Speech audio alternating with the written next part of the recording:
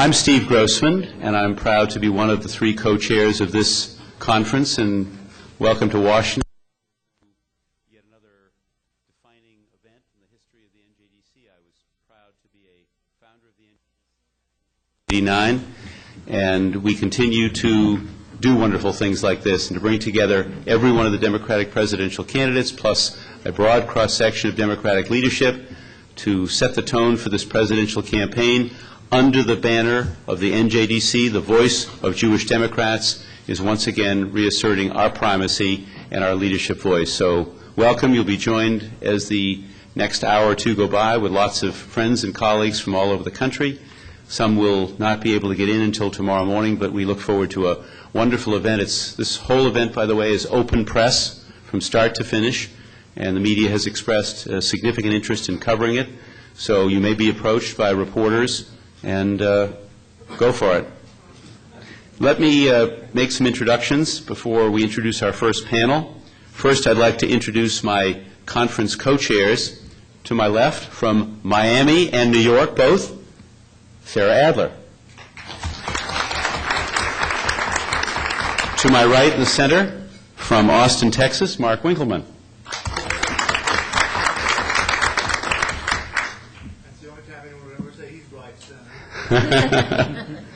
I'm going to save our board chair for last as he's going to come up, but let me introduce to my far left the first vice chair of the NJDC.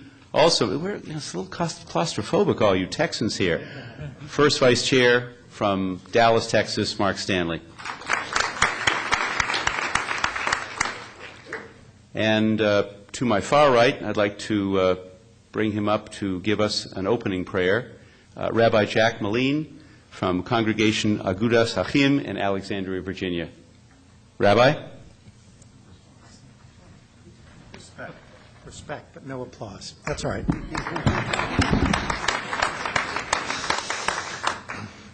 A long introduction to a short prayer. Here we are on the cusp between remembering and rejoicing. Yom HaZikaron, Israel's Memorial Day, comes at the end of the days of remembrance of the Shoah victims and resistance, and on the eve of Yom HaAtzmaut, Israel's Independence Day. You might think those occasions create a good job description for the Jew: remember and rejoice. So many moments in our past persist in memory. So many moments on our calendar demand celebration. You might think that the observances of these occasions create a great inheritance for the Jew, a Yerusha from those who came before us, tears and pride, tears for the millions who were lost from Amalek to Amalek to Amalek, pride in the millions who would never give up hope and who proclaimed that hope in prayer and in the homeland's anthem. But I must tell you that as a rabbi and as an American Jew, and as someone honored to have been invited to deliver words of benediction, because like you, I am a registered Democrat, that I don't like that job description, and I'm dissatisfied with that inheritance. Remembering and rejoicing, tears and pride, they are dependent on the actions of others. And as a Jew and an American, I find myself convinced that what my job description demands is that I be a doer, not a responder, that I move myself, my people, my country forward, not merely reply to circumstances. I must be progressive, not reactionary. If you want a better job description, look in the Mishnah, specifically the 4th and 5th chapters of the tractate Gittin, perhaps an unusual place to look for inspiration because it purports to be about divorce. Expounded within those chapters are two notions that guide our tradition: tikkun ha'olam and darchei shalom. You probably know what those words mean. Let me offer you my own quick take. The Mishnah instructs us to do many things to fix up the world that we're not required to do by Jewish law, but are simply the proper thing to do. And the Mishnah instructs us to do things to make for peaceful relations among all people that we're not required to do, but are simply for the benefit of society. Fix up the world beyond the minimum, make it a beneficial place. We cannot do these deeds without attending to ourselves. When we do the mitzvot as we're commanded, we've met our basic obligations in this world. But righteousness and goodness are not about doing the minimum, not about attending only to those things that fix up my part of the world, that make life beneficial for me. I'm proud to be in this room. You are but a percentage of a small number of eligible voters, even in next year's primaries. If I know Jews, and I know Jews, I suspect that every one of you has already developed a strong opinion about who should win those primaries. Yet every single person who yearns for the highest office in the land will be here hoping to himself or herself, I hope you picked me. Why? Because the job description of the Jew is the job description of the President of the United States, the governor of each state, the mayor of each city, the elected member of each council and commission, to fix up the world and to make for peaceful relations among all people for the benefit of society. That is, to do the right and the good. The prayer. May it be God's will that we be worthy of our task.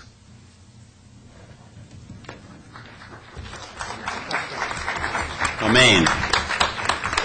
Before speaking of doers, Rabbi referred to being doers. I don't know anybody over the last 25 years since we got to know each other who's more of a doer than Michael Adler. We're going to have a chance to welcome him in just a moment.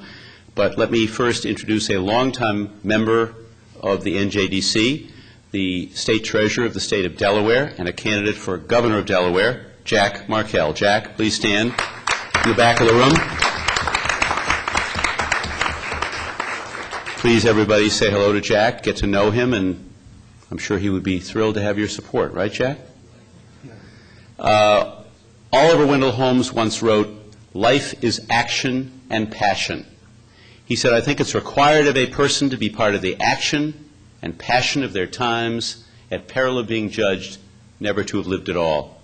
I first met Michael Adler in New York. We were being honored together by Israel Bonds. It was 25 years ago.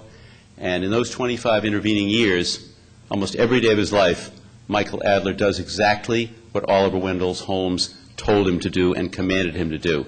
He's a man of action and passion. We are proud and honored and thrilled that he is our board chair, Michael Adler.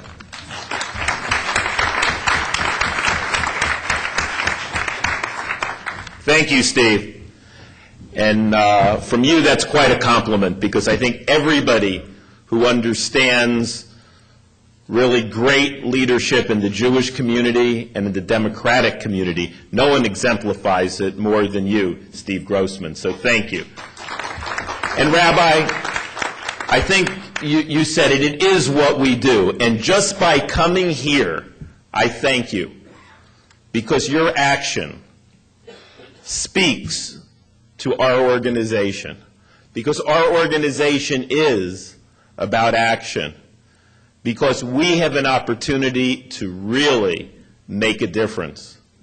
And I'm glad you say passion, Steve, because one of the things as a Democrat that really, I think, bothers me personally is that people say that because we're tolerant, that we can't have that passion that those ideologues have out there.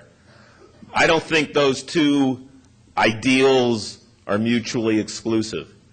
And it's important that as you participate these next few days, that you show your passion. You might have one candidate that you particularly care about. Well, let's all enthusiastically welcome all of the candidates. One of the great things about the relationship of the Jewish community and the Democratic community, as we all know, is we're diverse. Get a couple of Democrats or a couple of Jews in the room, and you'll get lots of different opinions. From Feingold to Lieberman, we have, as Jews and as senators and as members of our mishpacha, our family, a diversity of opinion. And I think that's healthy. I think it's great that within our NJDC family, we do have such a wide and open tent. So let's express ourselves, but let's also have the respect to understand that even if we don't agree, our shared values as Democrats and as part of the Jewish community that binds us together is the most important trait that we have going. The unity of our people and the unity of our democratic family is something that it's incumbent upon our organization to ensure for generations to come. You know, we've been fortunate in the political reality of presidential politics to have most of the time 3/4 of the electorate, the Jewish electorate, vote for Democratic presidents. Is that going to continue? Can we count that that's the future? I don't think any one of us knows that that is the future. But I know one thing, that if you take the challenge to ensure that to heart, that if you speak to your family members, you speak to your community, we can influence those people, and it will be ensured that not only to the winner of this nominating process, who will be with us over the next few days, that they will be the next president of the United States, but in future years, we will be able to keep those unbelievable numbers because an organization like the NJDC is out there with supporters like you, ensuring that the word is out there that Jewish values and the values of the Democratic Party are one and the same.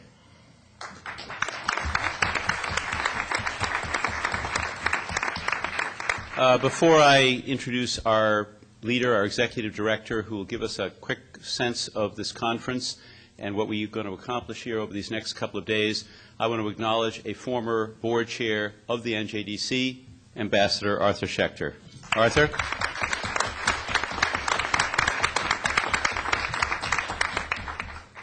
Rabbi talked about Tikkun Olam. One of my favorite passages is the one we read on Yom Kippur morning from Isaiah.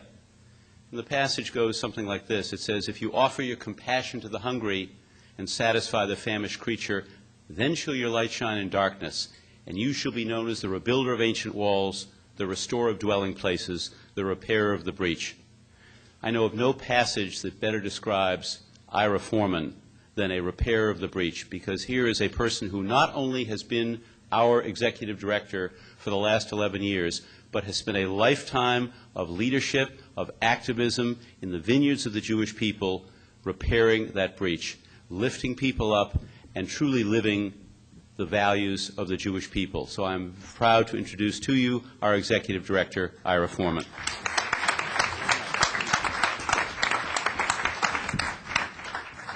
Thank you, Steve.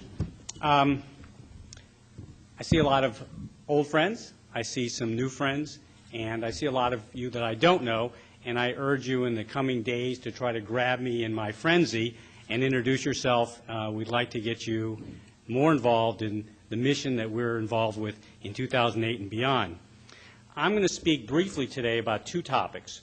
One, what our next two and a half days look like, and two, what the goals and the missions are of this organization.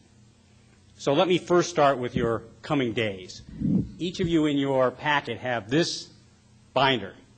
And in that binder, it has our agenda under the orange tab number 2. You're kind of the whole Washington Conference tonight, tomorrow, and Wednesday. But let's go through it real quickly. Tonight, after our introductions here, we're going to have a panel that we think is very exciting. It's called The New Political Technology, What It Means for 2008. And we'll be, as soon as this is done in the next 5 minutes, we'll move to that panel. Then we're going to have dinner, and shortly there, probably now since we're running late, sometime during that dinner, we're going to be introducing Senator John Edwards. When we're finished with Senator Edwards and the dinner, we will recess for the night and reconvene tomorrow morning. But we originally said, if you look at earlier agendas on the website, that we'd reconvene at 10 a.m. That's been changed.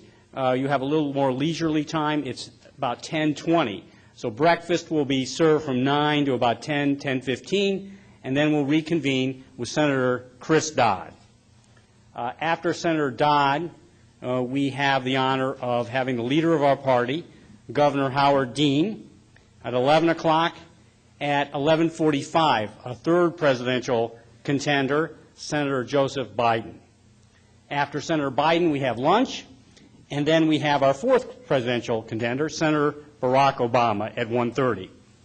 From 2 o'clock to 3, we'll have a panel, which I know is a tremendous panel. We've had him before, with Stu Rothenberg, Charlie Cook, and Mark Mellman, and Susie Turnbull, our own DNC officer, is going to moderate that panel. After that, we have a break, and most of us will get on buses at 5 p.m. in front of the hotel. We have 3 or more buses to get you down to Capitol Hill. Now, a few of us are going to go earlier, and I want to mention this. You may have, when you signed in, you may have been handed a slip on something called the Congressional Club. The Congressional Club, if you're interested in joining the Congressional Club, we have one special event that leaves the hotel at 5 o'clock. To 5 o'clock on tomorrow, and the rest of you leave 5:30. So if you see any of us, staff or officers of the organization, if you were interested in the Congressional Club. We have special events the Congressional Club does throughout the year. But our big meeting will be at 6 o'clock in the Ways and Means hearing room in the Longworth building, and we have almost every Jewish Democrat in the House and Senate, 37 out of 40, being our honorary co-chairs at our congressional reception. When that reception is done, we have a special treat for dinner. We want to get you back on the buses, come back here tomorrow night to hear from Majority Leader Steny Hoyer, who's just come back from the Middle East, had some very interesting conversations with the Egyptians, was in Darfur. I think we're in for a special treat to give us some insights on the Democratic congressional agenda. And we'll end up probably about 9 o'clock tomorrow night. Finally, on Wednesday morning, we start off, breakfast will be served down here, and you can come as you want, between 8 and 9. At 9 a.m. comes Senator Hillary Clinton. At 10 a.m. comes Governor Bill Richardson. And I actually made a mistake. We actually have, at the end of tomorrow's program, and excuse me, before our congressional reception and after our panel, we have the 7th candidate, Congressman Dennis Kucinich. So going back to Wednesday, at 11 a.m., we end our session with the ambassador to the United States from Israel, Ambassador Meriador, at 11 o'clock, and we should be done around 11:30. So that's your day. Again, grab myself or other. That's one thing out. What's tonight at 8 o'clock? The asterisk. Oh, our young leadership group.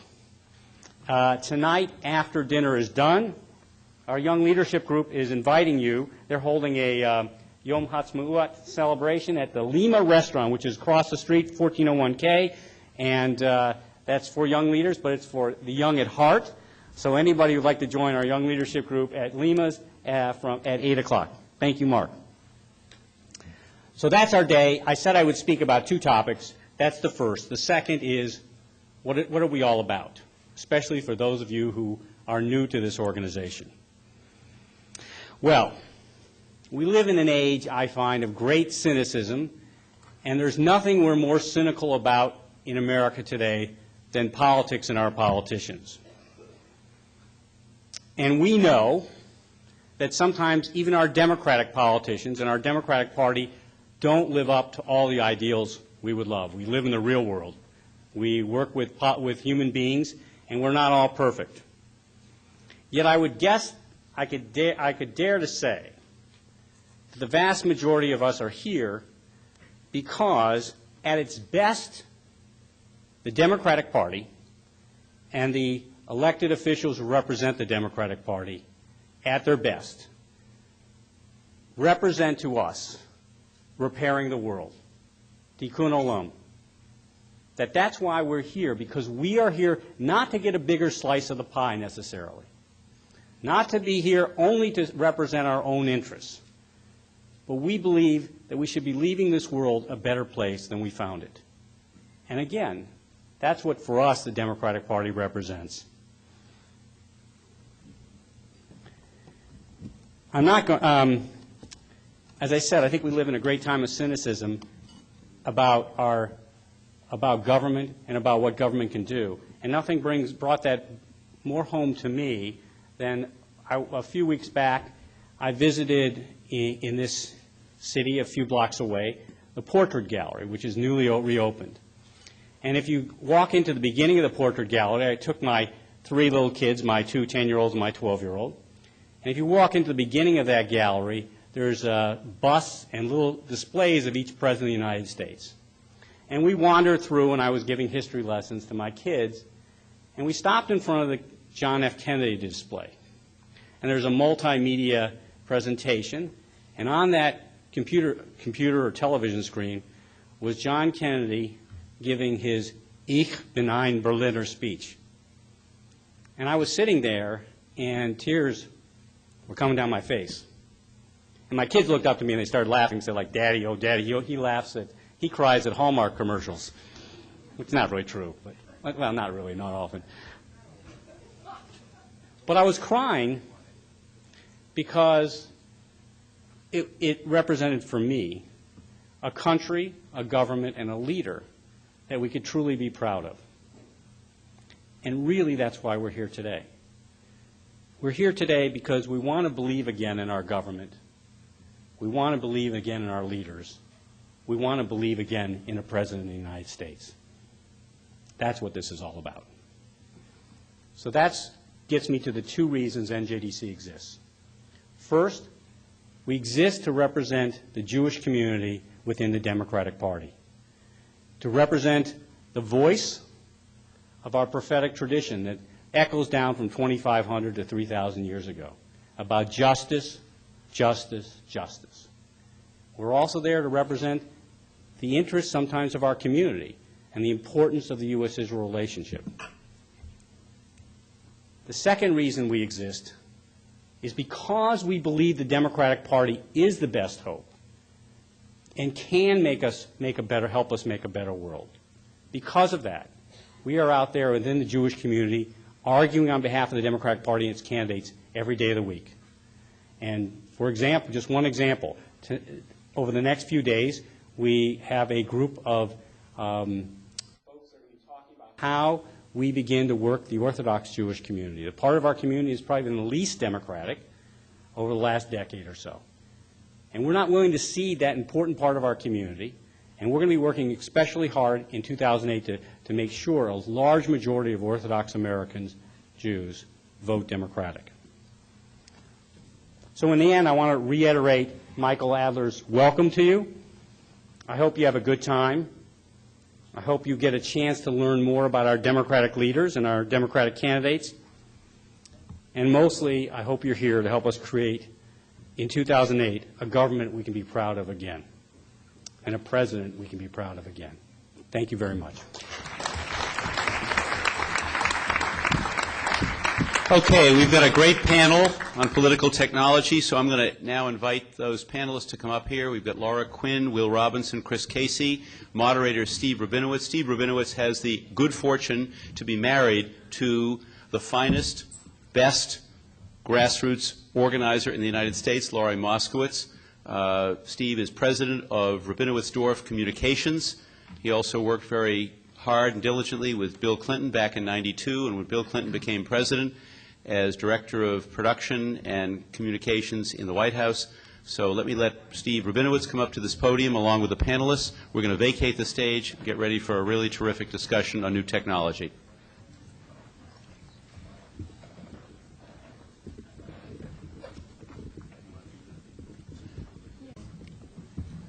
It's a double pleasure to be here this evening, not just because I'm such a big supporter and fan of NJDC's, but because it's a pleasure to finally be speaking with a room full of people that include people my age and even a year or two my senior, like Ira.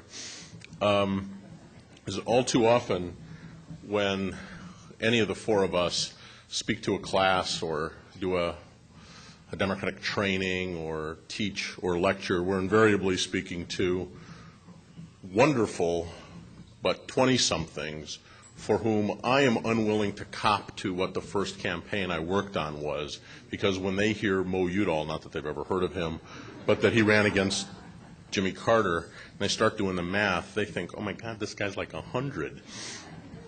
And so at least I can be honest with you all.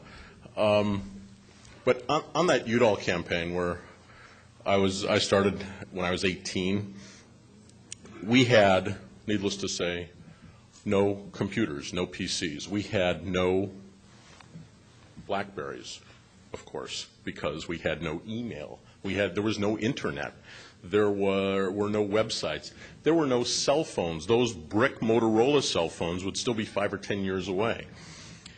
There were no pagers. There was seemingly nothing, and yet I thought it was technologically phenomenal. We had, in the headquarters on Capitol Hill, a photocopier just like in the photocopy store that used plain paper and could even sort the different pages. You could, make copies of a 3-page document and it would come out as a 3-page document. Unbelievable. We had Watts lines to make our long-distance calls on to save money. Watts. We had our own Watts lines, not like some big corporation. It was very cool stuff.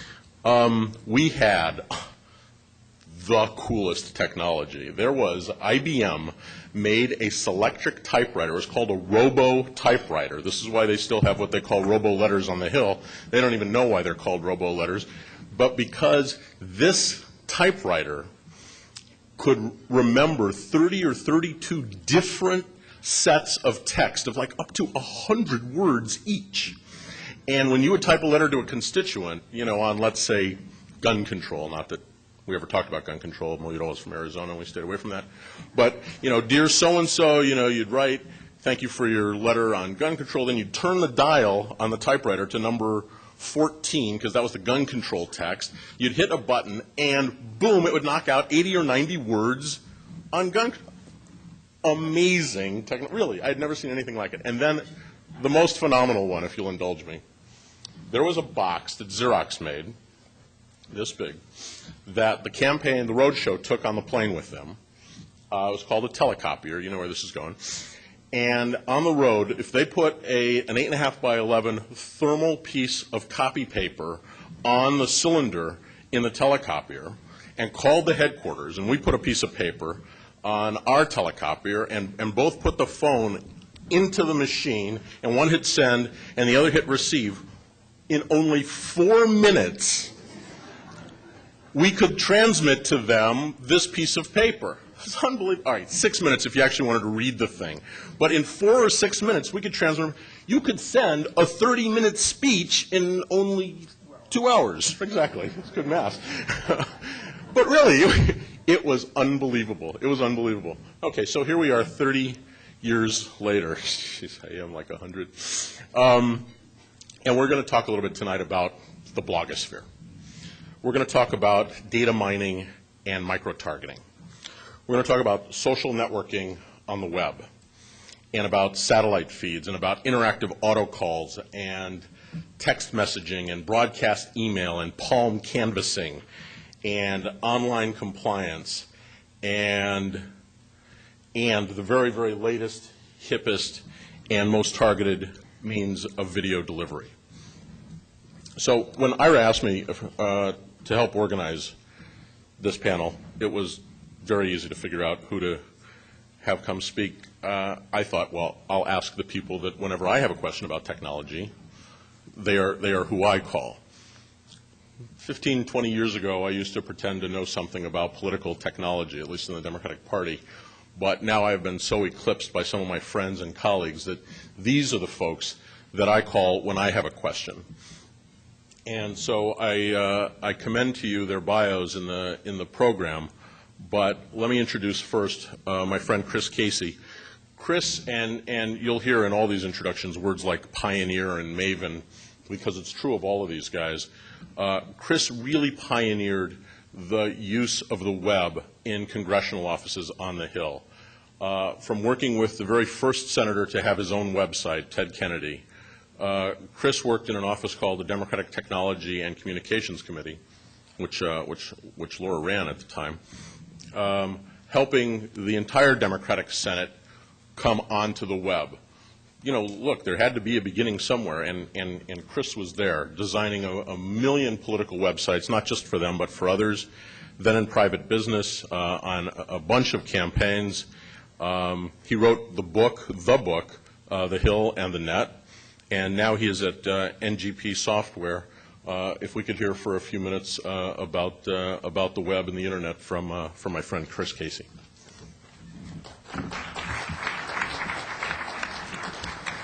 Thank you very much for inviting me to be here tonight. I don't reach quite as far back as Steve, but if you go back those 13 years, it was 1994 when I was Senator Kennedy's computer guy, and my job there in his office was to keep the network running and unjam printers and make sure things worked. And yet, if you imagine being the 20-something working in the office of a senator who's been a member of the Senate longer than I've been a member of the planet, and being there to suggest, you know, there's this new thing we can try. You know, we can reach out to your constituents online. There's no computer on his desk, and yet very quickly Senator Kennedy was one of the people who got it, and basically, you know, said to me, if you can reach my constituents online using computers, do it. There was no Senate.gov at the time. That first congressional website was at ai.mit.edu, MIT's Artificial Intelligence Lab. And so if you think how quickly things have changed, at the time, email was something we used desk to desk with in the office. We could barely email one Senate office to another. Emailing from the Senate to the House was really bleeding edge, and the thought of getting email from constituents was frightening and unthinkable. In all of the campaign cycles since then, what's exciting to me about the internet slice of politics is we're the new kid, right? I mean, every cycle there's some new innovation. There's some, you know, new breakthrough. In 1998, Jesse Ventura's campaign really demonstrated how they can recruit and activate volunteers. In 2000, the presidential when the $1 million mark was first broke and then left in the dust for online fundraising.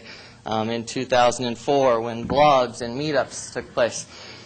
So I thought I would title this presentation, Chris Casey Reveals to You the Breakthrough Internet Technology of the 2008 Campaign.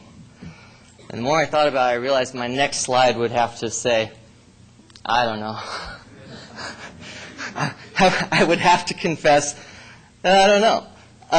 But what I am going to tell you a little bit about is maybe some educated guesses and show you how some of the innovations over recent cycles have evolved and become ingrained, because one thing that has changed with the internet in online campaigning is it's no longer a gimmick. It's now well understood by candidates that it's an essential part of their campaign. And it's not an orphan either. It's not just turning some computer geek loose and making sure he's got some website going. It has to be integral to the overall campaign, communications field, fundraising, and so on. So there's some real simple questions to ask right from the start. What do campaigns want from the internet? What do they want from the web? What's unique about the internet compared to other means of political campaigning is it's non-intrusive. Unlike a bumper sticker on the car in front of you at the red light, or the TV commercial that comes on while you're waiting for CSI to return, or the telephone call or the mail that comes whether you want it or not, you only end up at a campaign's website if you brought yourself there. And there's some assumptions you can make about such a visitor, that they're at least maybe leaning your way or curious to learn more about you. But more importantly, I'd call it the Jerry Maguire rule. They're looking for ways to help. And campaigns on the internet need to help them help you. Use your website to give those supporters something more than just voting that they can do for you. So what can a campaign offer? What is it you can do to bring people to your site? Well, I'll show you some examples in a little bit, but obviously unique content. You know, what's the information that supporter can find on your website that they can't find anywhere else? How can you help them find other people in their area or their neighborhood who might be able to help you? How can you get them timely information about news and events of your campaign? And like I said, help them help you, ways to help your cause. This is what I would describe as a progression of support for anybody who's an online audience for a candidate. Obviously, at the bottom level, a visitor, a browser who's come by your site. Again, if they brought themselves to your candidate's site, they're at least interested. They sought you out, they Googled you, they clicked on an ad, but they went to whatever the candidate site is to check something out. Can you get them to join your mailing list? Because that's the first buy-in. Can you get them to say, here's my email address because I want to hear from you more? Because even though the websites get all the glory and they're razzle-dazzle, the mailing lists that the websites develop are the more powerful tool. And while some people may or may not have the time to peruse their favorite campaigns' websites every day, most people work their way through their inbox every day. And if they want to hear from a candidate, and they'll very frequently be hearing from them online. Next level, a volunteer. If someone's willing to commit to another level and say, you know, I'll do visibility, I'll work a phone bank, I'll fundraise, I'll host a house party. Person who's willing to offer up a little bit more information about their contact time and their availability to help. It used to be you would think a contributor was the top level. You know, that was the golden ring. Will someone break out their credit card and do the impulse buy of online politics and give you money right here, right now at 2 a.m. in my pajamas? And the answer to that question is yes. Now it's yes. But even the next higher level than that is I would call the activist, the person who's not only going to give themselves, but who's going to turn around and recruit people at all of these other levels on behalf of your campaign. Social networking sites, you've all heard about them. MySpace, Facebook, Flickr, YouTube. I had to set up a MySpace page just so that I could monitor the online postings of my teenage daughter. And so I'm there on MySpace now too. Flickr's a photo sharing site. YouTube shares video the same way. But the point of most of these sites is interaction and shared content.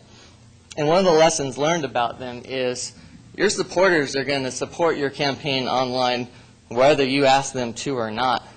This page we're looking at here is a MySpace page that was in support of Jack Carter's Senate campaign in the 2006 cycle.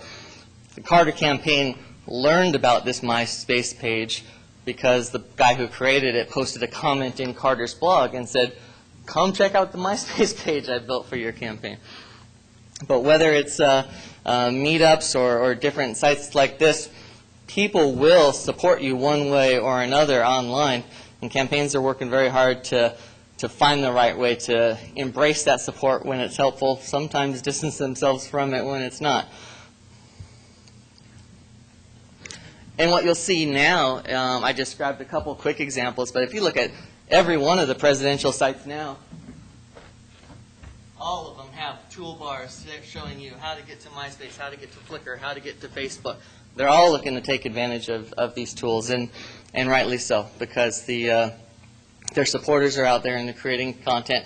Often they're creating content that's more engaging than what the campaigns can come up for themselves, and they want to look to take advantage of that.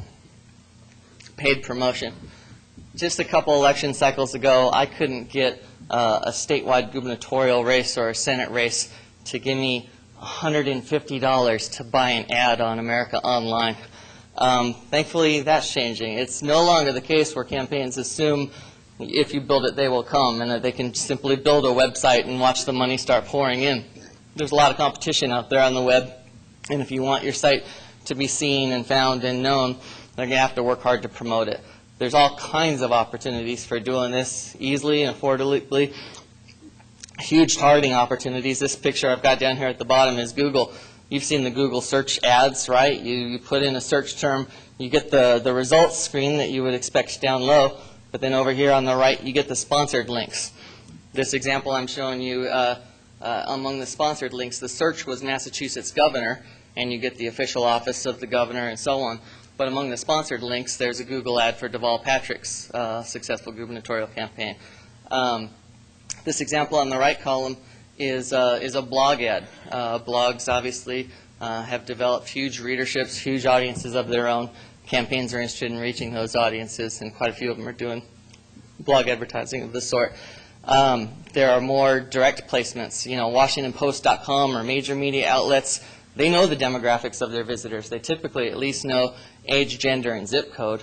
So you can target a banner ad and say, I want this ad to be seen by men in my congressional district who are over 50, and I want this ad to be seen by a woman in my district who are 20 to 30.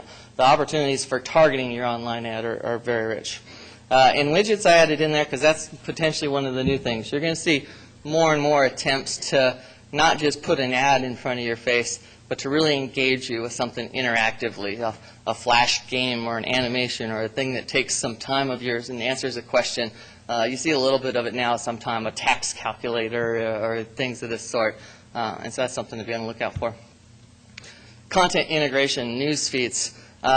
People are learning that there's many more ways to deliver online information and content beyond just a desktop computer. It might be a podcast that someone listens to on their iPod, and an awful lot of the campaigns are podcasting. It could be news feeds that's gathering information in news aggregators that's read on a different website or on someone's Trello or Palm Pilot or so on. Embedding video and delivering it, SMS, short message, phone text messages.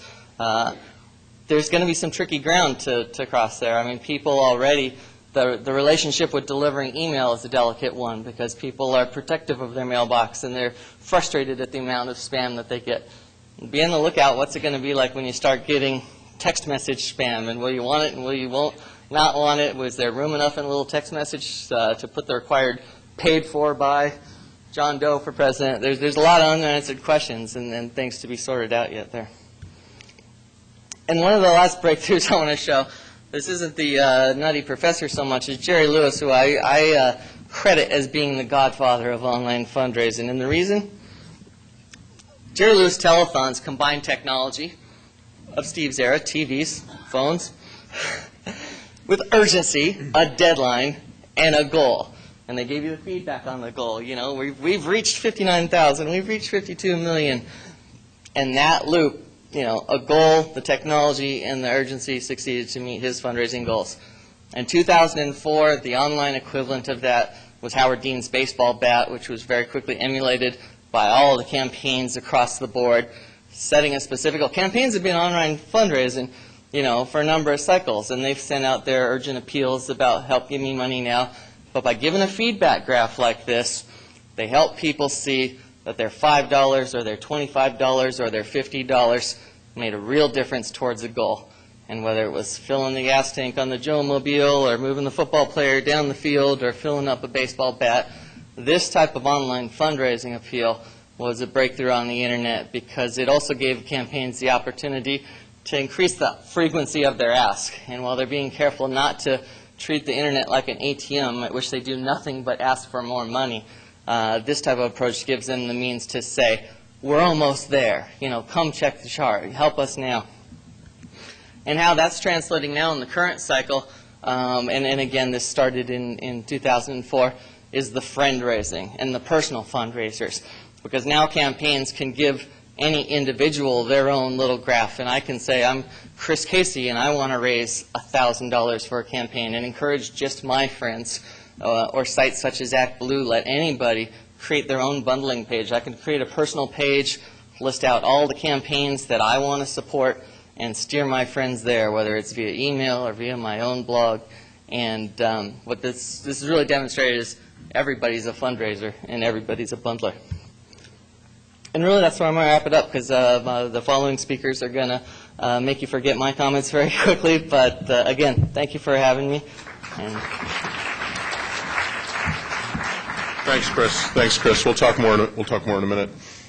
Chris mentioned just for a second targeting, political targeting, and there are a lot of folks in political consulting who know a little something about targeting, and have been bringing it to market. Virtually every pollster, nearly every direct mail consultant, most of the media folks, and a lot of people who say they just do targeting. But for my money, the woman who's really figured this out is my friend Laura Quinn.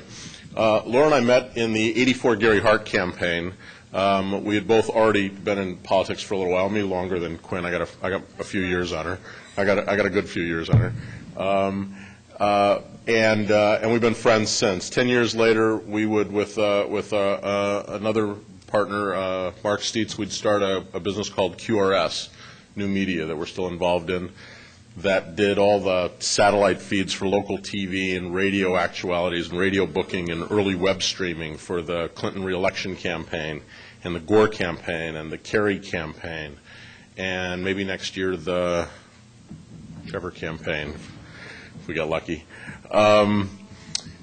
Laura took this little tiny TV studio in the Senate that Democratic senators used and turned it into, it was called the Democratic Policy Committee. It really wasn't the Democratic Policy Committee. It was just kind of owned by the DPC, and transformed it into this new media, multimedia center for Democratic senators, the Democratic Technology and Communications Committee. She was Vice President Gore's communications director and deputy chief of staff in the White House when he ran for president. She, a few years ago, started a data mining and targeting firm called Copernicus with a number of investors, perhaps some of you included, and has since developed a company called Catalyst that we'll hear about that can bring these data to market. You want to hear about data mining and targeting? You want to hear it from Laura Quinn. Hi, everyone. Okay, this is always the hardest part because I'm always nervous when I'm speaking in front of groups. I have a little bit of stage fright, so dealing with the mouse at the outset is always my biggest challenge. I think I've been told that it comes from coming from a big family, that you get nervous in front of groups if you grew up in a big family. Because I guess if you're in a big family and you're the center of attention, it means you did something really bad. All right, let's see if we can get this guy to go. Well, like Chris, I want to thank you all for taking time to hear about technology. I know in your conference you're going to talk a lot about ideas and policy and other weightier and really more important matters than technology. But technology often, because it's the means through which we communicate in the modern world, the means that we communicate with often sometimes helps define the debate, or at least defines the nature of the debate. And so I'm going to talk to you here a little bit about what Steve mentioned, which is micro-targeting and data-driven politics. But before I talk about the new stuff, let me just set the context by talking a little bit about the way that we have done it for the last few decades. It's the Spumoni approach. The first thing that any good campaign does is they look at the electorate that they want to talk to, and they try to decide who's in the us category, who's in the them category, and who are the swing voters. And they usually do this by looking at people in broad demographic terms or maybe geographic terms, not really as individuals, but as members of groups. And then they might, register a few extra voters to expand the us and the them category.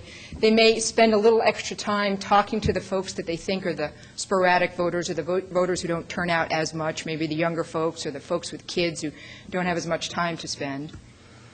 And then they really only look at two categories of people. Anybody who's in the them category, they don't even bother to talk to. It's considered a waste of resources. So if you've voted in the past for Republicans, if you've registered as a Republican, the presumption is we don't have anything to say to any of those folks. And then we look at the us category and the swing category, and we use polls to try to determine what type of people they are. Are they soccer moms, or are they suburban young folks with new mortgages and young kids? And are what kind of constituencies compose the Democratic base that we need to turn out? And after they figure them out as type, then they use primarily broadcast advertising. And again, they use polling to come up with the messages for the broadcast advertising. And they put those messages out to those groups as a block, if you will. Which means that by definition, the messages are very broad. They often, some would say, are lowest common denominator messages. And there aren't very many of them. We'll talk about jobs and health care, and then all the other things that weren't at the top of the poll somehow fall off the debate. So we don't really talk about the environment or child care or choice or other things that are considered sort of interests of niche audiences, because when you're talking via broadcast, you have to come up with something that most of the people care about most of the time. Well, then we get to the base. The base basically gets neglected for most of the election, and we talk to them by looking at what geographies tend to turn out heavily for Democrats. And in the last couple of weeks of the election, we spend money talking to those folks with basically one single message, which is, my God, make sure you go vote in 2 weeks or 2 days or 2 hours. And we don't really have much else to say to them. And we, again, only go to those places that are really blue, where the majority of people are going to vote Democrat, and in those places we mail every address, we knock on every door, we call every phone number. We know that maybe 20–30% of the folks that live in those really blue areas might not be our folks, but we're playing the odds and we're turning out all of those blue geographies. So some of the organizations that Catalyst, which Steve mentions, which is the organization I work with right now, they're a little frustrated with some of these methods. They aren't allowing them to have conversations with all of the voters that they know that they need to talk to, and particularly when they're focused on a particular issue that isn't right up there at the top of the agenda. Say the environmentalists, for instance, some of the folks who work on education issues. And they also are forcing them to deliver all of their complicated policy and issues and ideas through these 30-second, 60-second broadcast television advertising right at the end of the campaign, usually in a really negative way to try to get people's attention. And it's not a great way to have a conversation about issues with any depth or that people care about and really be able to persuade people. So a lot of those organizations got together after the 2004 campaign, and they said, we would like to approach this slightly differently. We would like to actually start to understand people as individuals and understand them more completely, what their lives are really all about, and what they're really interested in on a more personal level. So they said, this is the way that we usually go about talking to folks. We gather the voter files, which is the list of voter registered folks who are registered to vote, which comes with name and address, maybe race in the southern states, the voting rights states, gender. Then they take those lists, acquired sort of on an ad hoc basis every cycle. They clean them up a little bit. They correct the addresses, update the phone numbers. They do their voter contact. They knock on literally millions of doors, send millions of pieces of mail, conduct millions of phone calls, talking to people about the issues, asking them which candidate they support. Incredibly important personal information that they have at the individual level, by name and address. And then at the end of the campaign, they throw it all away. Now, that doesn't make a whole lot of sense. And then they start, again, the next cycle. They go out to folks like yourselves. They ask for more money. They build the lists again. They do all that voter contact. They find out all that information about people, and then they throw it all away. Now, in the commercial world, they actually keep that data. The companies that are winning in their own sectors, in their own marketplaces, are the companies that are doing this with the most precision and with the greatest amount of care, loving care of the data. It's Amazon.com, it's Progressive Insurance, it's Walmart. These are the folks who are really paying attention every day to exactly what their customers are looking at, what they're buying, what feedback they're giving them. And they add that response data to their basic files about folks. And then they also go out and collect other commercial data so that they can take all of that data and engage in what is known as, in that charming phrase, as micro-targeting and data mining, to actually start to be able to predict who might be likely to be interested in what you're talking about, what you're selling in the commercial sense, or what you're trying to persuade people about in the political sense. So in the political world, what we're working on right now, and Catalyst is doing it for a lot of those large organizations that I put up on the screen a minute ago, but the Democratic Party, Howard Dean and the DNC, is also doing something very similar for state parties and for candidates. Again, trying to build more complete pictures of who the voters are and what they care about by combining voter registration data with commercial data with that precious response data that they're all collecting, and then individual client data that might be kept proprietarily, and allowing them to put that data to work.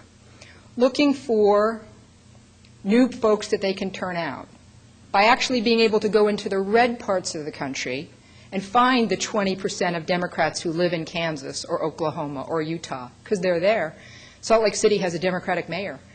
But we tend not to talk to them at all. What happens when you go and you don't talk to anybody in those red places, they just get redder and redder.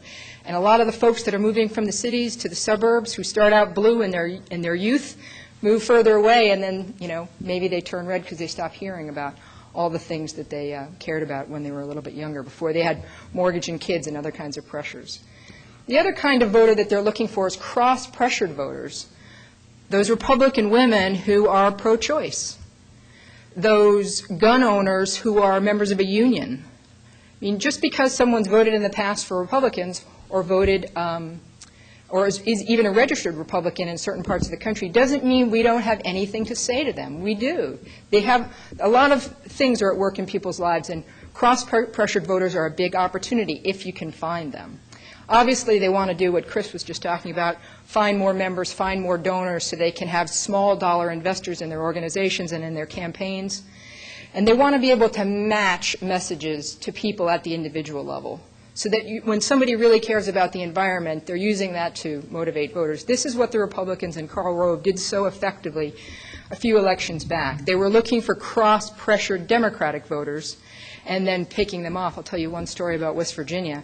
In the last presidential election, West Virginia, very blue state, very Democratic, folks there, since FDR, very strong, particularly in the southern part of the state.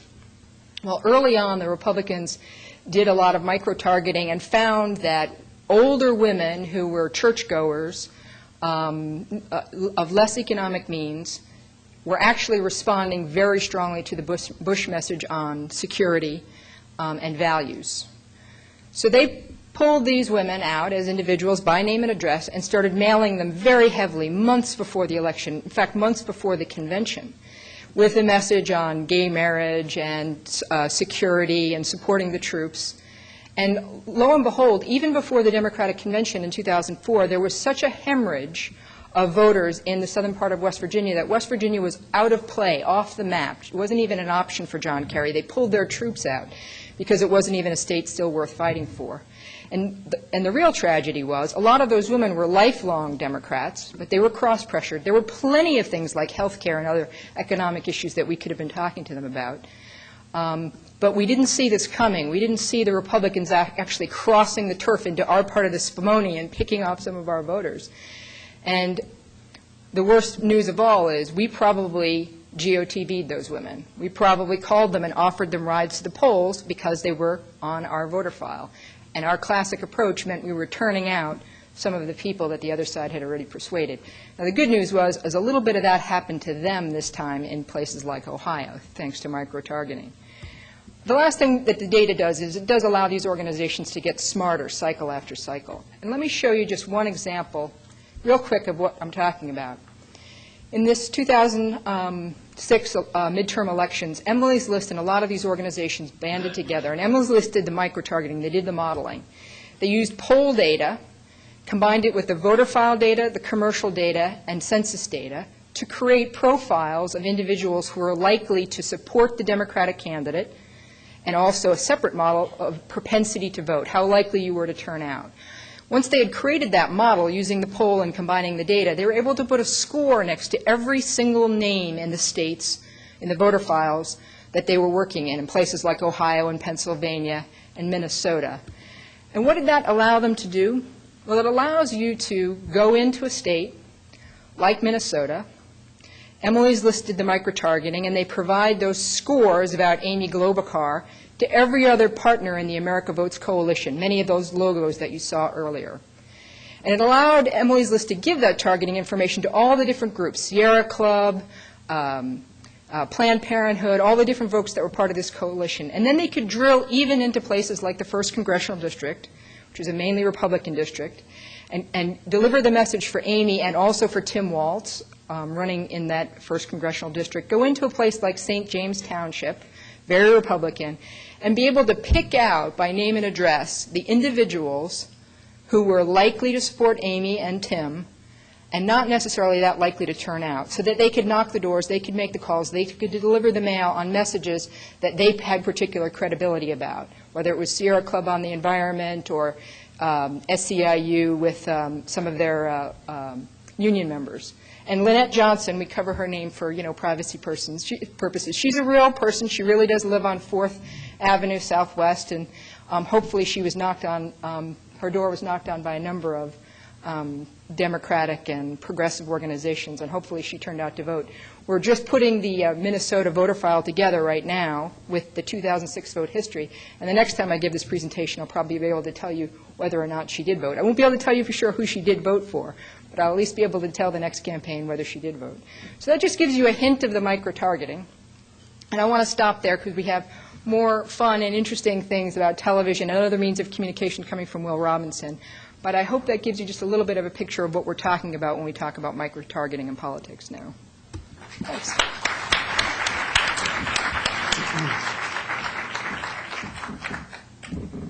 Thanks, Laura. Thanks very much. And lastly, but not leastly, Will Robinson. We think we know what to say. We just heard, we think now we know precisely who to say it to.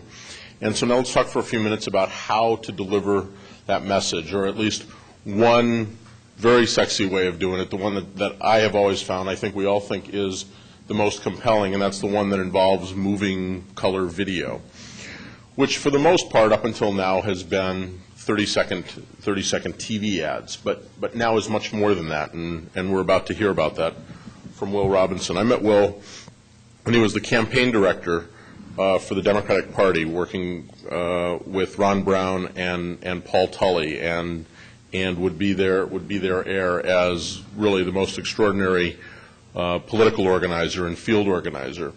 But at a time when the field people didn't really understand exactly what the media people did, and the media people definitely didn't understand or care about what the field people did, and they competed for campaign resources, and it often wasn't a pretty thing inside a campaign. Well, we'll help to fix that by jumping from one side to the other. A field guy who went to do media, and if you wondered, can a field guy go do media? Well, the answer is that in a fairly short time, Will has done the media for, it's in the bio, 61 congressional and Senate and statewide races, for 24 referenda and ballot initiatives, for independent expenditures and issue campaigns in 18 states. He was Bill Bradley's presidential campaign media director and senior advisor. He has produced hundreds, I'm sure I'm not exaggerating, hundreds and hundreds of traditional 30-second television ads, but he's also done a lot more, and I think we're about to hear about both of those. Will.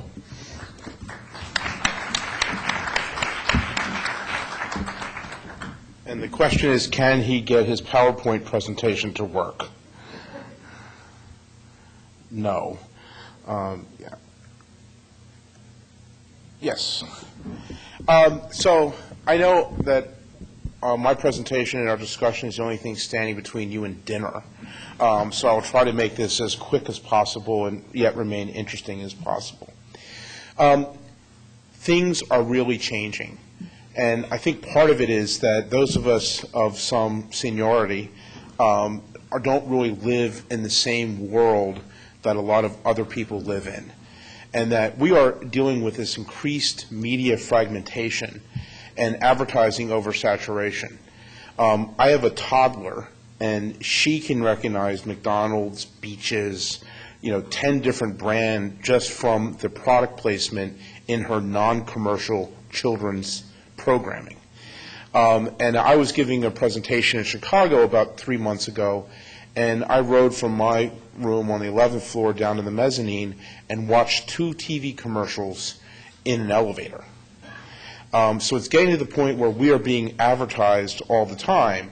And the problem is it's not making it easier to communicate, it's making it more difficult to communicate. So the future is now. Used to be Uncle Milty, 70-some% of the TV sets in America were watching the same thing. Now, if a person is watching television and I tap them on the shoulder, they are just as likely to be watching a cable TV program as they are to be watching a broadcast program. Last month, 20% of American households now get their television from satellites. And it's not just people in the West, but it's a lot of exurban people who just really feel that cable TV networks systems aren't giving them. Radio is still key. I was a protege of Tony Schwartz, who did the Daisy ad against Goldwater. And one of his favorite sayings is, we all have eyelids, but we don't have earlids. And radio is still very, very powerful. And in Denver, with the congestion, people in Denver now spend 28 hours a year more in their car, which means that it's an excellent opportunity. People don't read newspapers. We may read newspapers, but average people are reading them less and less. And if you talk to those 20-somethings that we talk to all the time, chances are they never read a newspaper. And one of my interns went to a focus group at the Washington Post, and they offered the 12 kids in the focus group a lifetime subscription to the Washington Post for the rest of their life, free. How many took it? 0. I mean, that's like, wow. Reason, dead news. That was the day before the focus group was when the miners were killed in West Virginia, and the newspapers reported 11 alive, 1 dead. But then overnight, the TV stations and radio stations were reporting 11 dead, 1 alive. But the other thing was they felt that they couldn't stop the newspaper quickly enough, that if they wanted to go out for a weekend, they couldn't stop it because they had to call and talk to someone, and the newspapers would be piled up at their door and their house would get robbed. Finally, there's a whole generation of people who don't read their mail. Again, it's kind of stunning to us, but you say, so when's the last time your roommate checked his mail? 2005. But we keep it around. It's excellent tinder when we need to start a fire. And it's like, well, what about bills or whatever? It's like, well, I pay my bills online, and occasionally Mom will send cookies. And so we'll look out for that. But mail, we just don't open. And then 10% of America is now cell phone only. And there's a whole generation of people who have cell phones but have absolutely no landline. And the idea for some of us of like getting rid of that landline is just incredible. We went through the internet usage. I won't go into this very much, but this is how more and more people are getting their information. They're going online, they're reading blogs, and that we haven't seen nothing yet as far as the video being delivered to Trios and Palm Pilots and iPods and that sort of thing. And chances are that people will be able to see their television and their video content on any number of them. The days of the big 3 broadcasts are gone. There are now 394 cable stations, and 14% of American households use digital video recorders. How many of you have TiVo or digital video recorders at home? How many of you still watch commercials then? Right. Sometimes they say there are some programs that you watch live, and we found that more and more people are watching Food Channel, just putting it on as company. We used to put CNN on as company, but then there was a beheading every half hour, and it wasn't exactly great to have on. But that is a challenge for media consultants such as myself, that people are zapping commercials. But the most important thing is broadcast television. Last summer, the #1 TV program in the country in July, 4th of July week, was that Celebrity Dancing with Your Dog or whatever it is. And that #1 program had 13 million viewers. So the #1 program had 13 million viewers out of 300 million people in this country.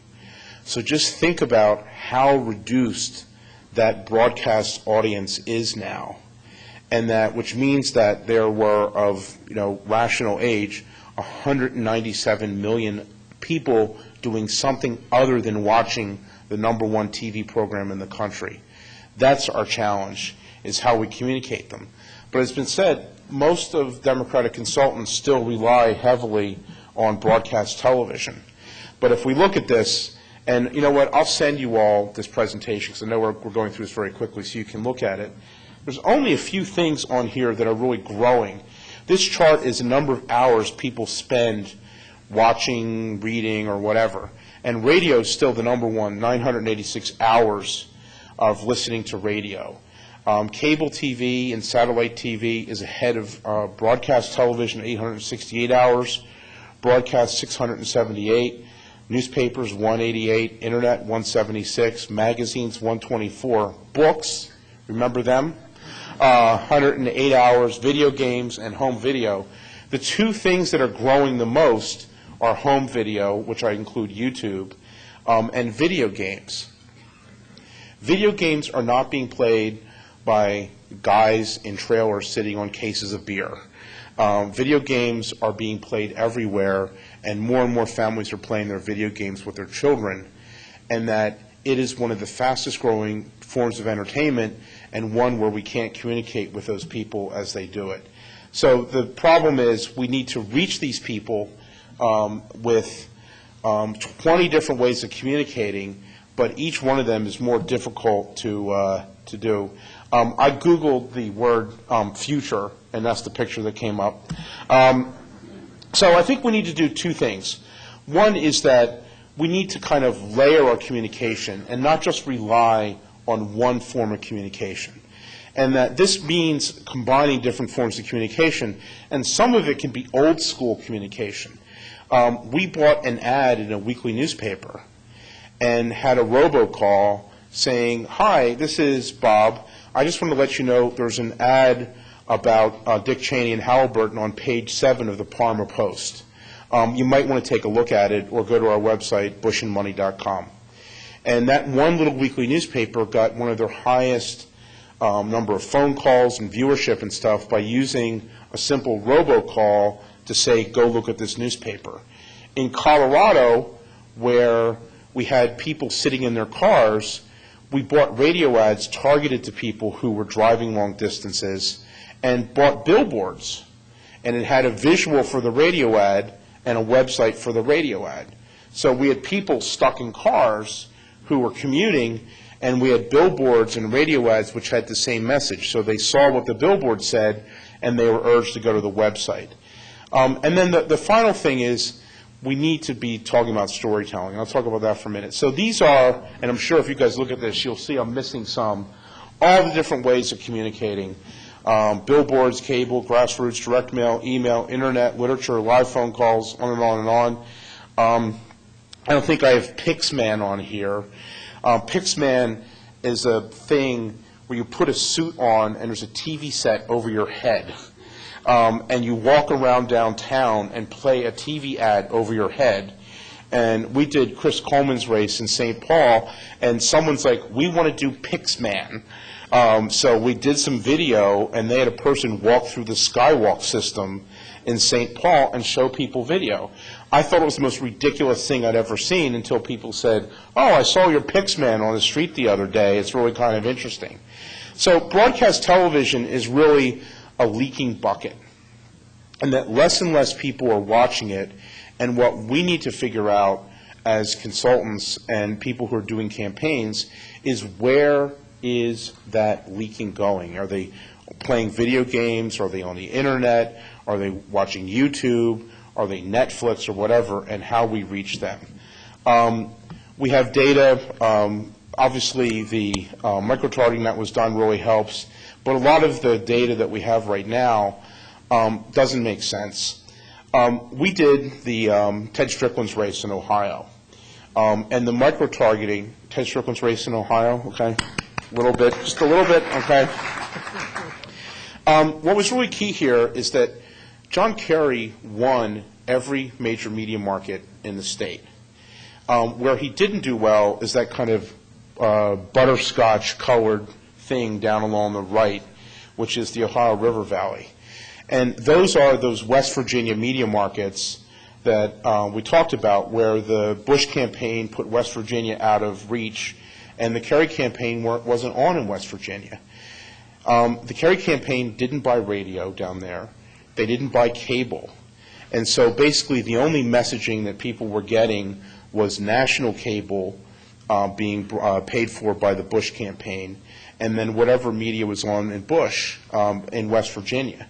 And so Kerry lost that 44 with 44% of the vote. He won most other markets in the state, but that was an area that he lost, and that was the margin.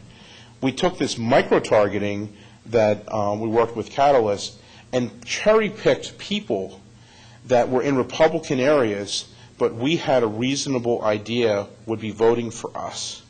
And then we also developed clusters based on different kinds of performance. And my two favorite clusters in Ohio were a thing called Young Agreeables.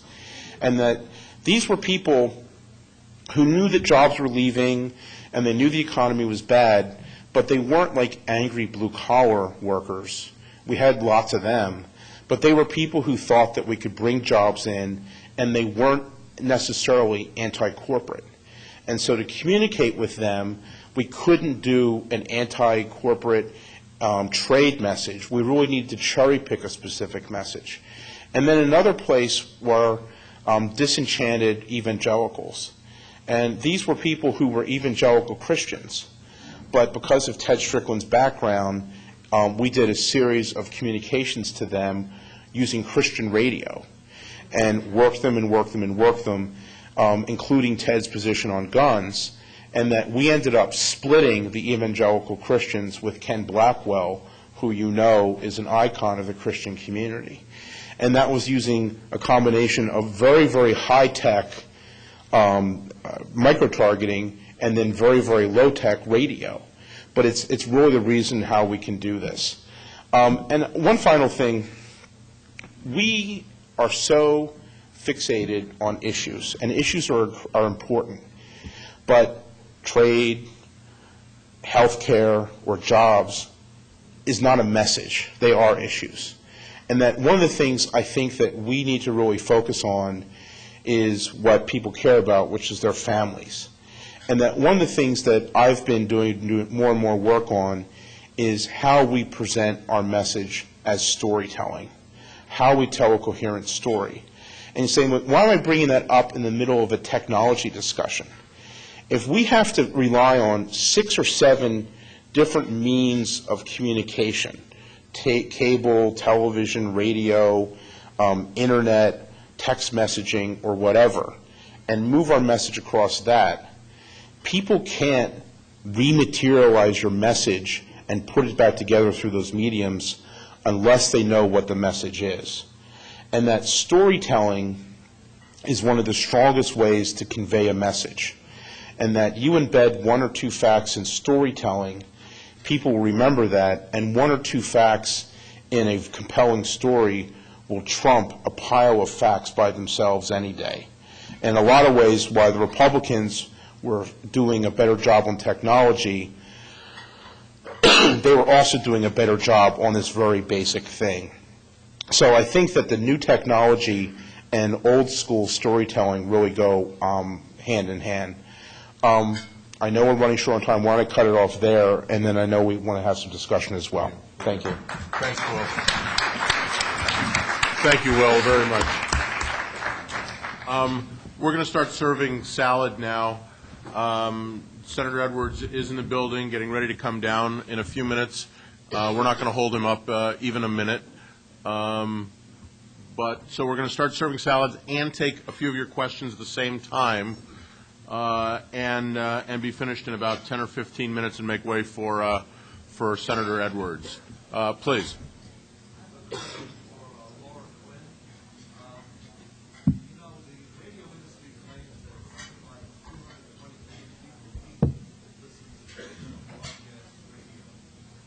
I listen to XM on AOL, and even though it's commercial-free radio, I still hear commercials.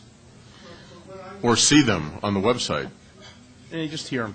Yeah. What I'm getting at is my program, I've heard of Terror America, something like that, where, you know, why is there not spaces, stuff like that, except for that, I understand about democracy, but, how else would you get the It's always been a very hard thing to create something that is so appealing that everyone will come to us. I mean, I think Will makes a fair point that we have to be willing to use these other medium. We don't develop the kind of advertising that can go on to music format radio and be successful, for instance. So we tend to bunch all of our ads on on talk radio. But there's, large amounts of that listening audience out there that never tunes into a talk show or listens to a talk radio show ever. And we have to be able to come up with ways and means of talking to them where they are. And whoever is able to do that this time, in this next election, given the fragmentation, I think they will have the technology advantage for certain. Also, if I can just say, as much as I think you're right and we need to keep an eye on satellite radio and figure out exactly how to use it, we're not using broadcast radio nearly effectively enough yet. And, do you see how many people are still listening to fairly old-fashioned broadcast radio, and we're not even using that right yet. So maybe we could get that down this cycle while we figure out how to use satellite radio. Someone else, please, ma'am.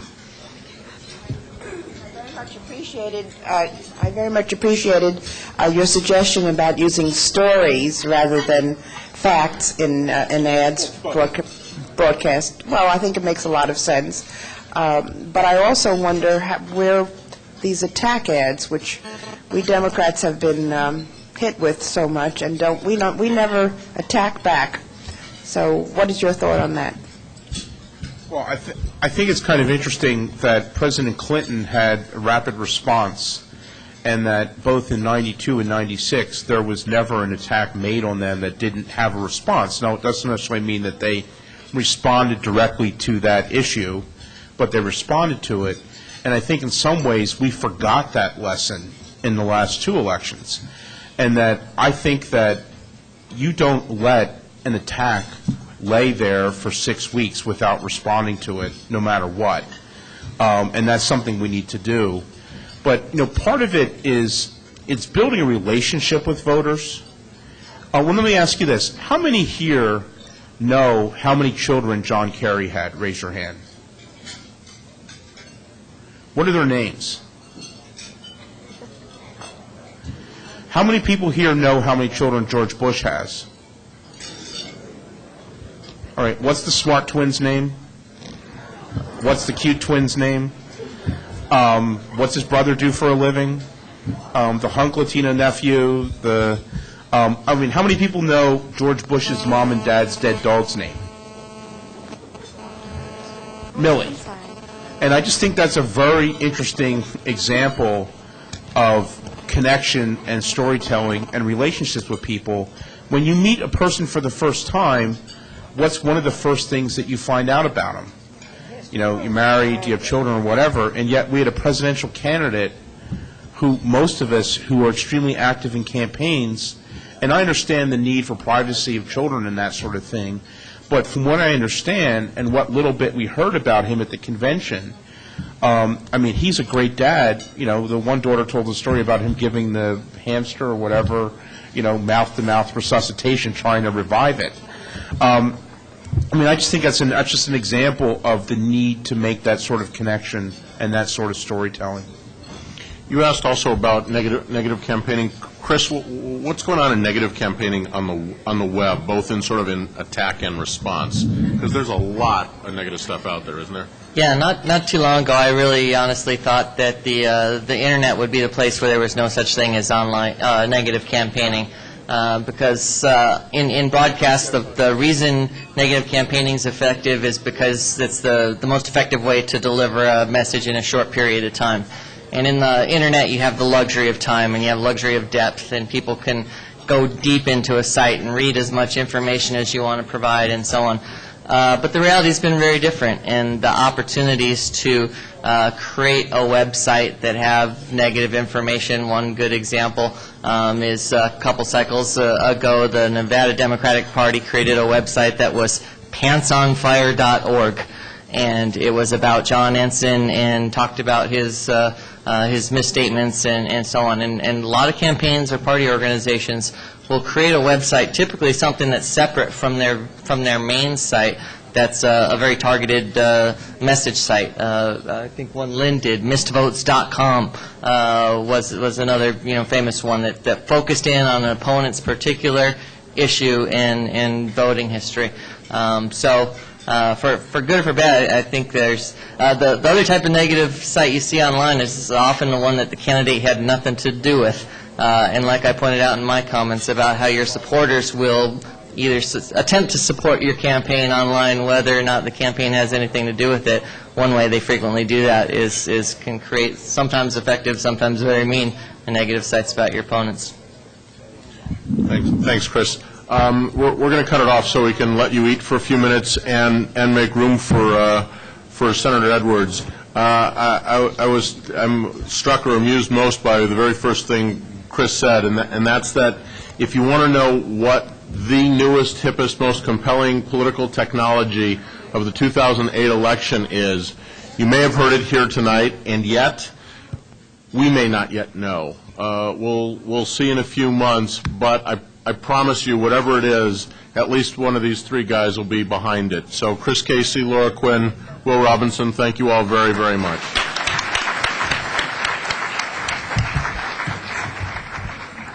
Oh, he's a great guy. I mean, I've had an opportunity to talk to him several times, and he's just very down to earth. He's respectful and articulate, and someone that I think can work with other people well.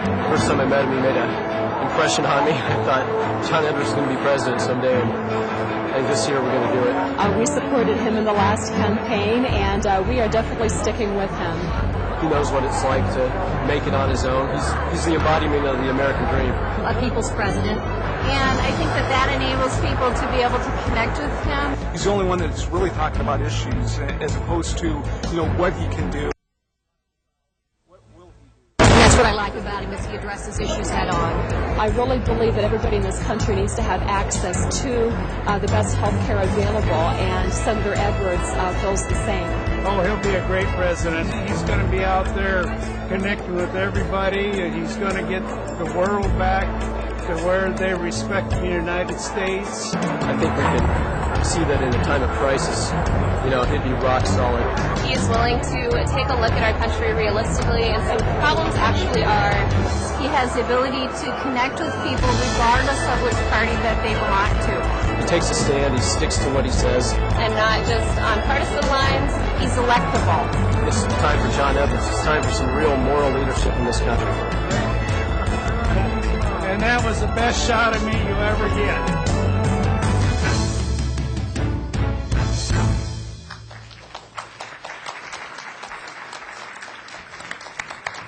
Ladies and gentlemen, please welcome to the podium Senator John Edwards.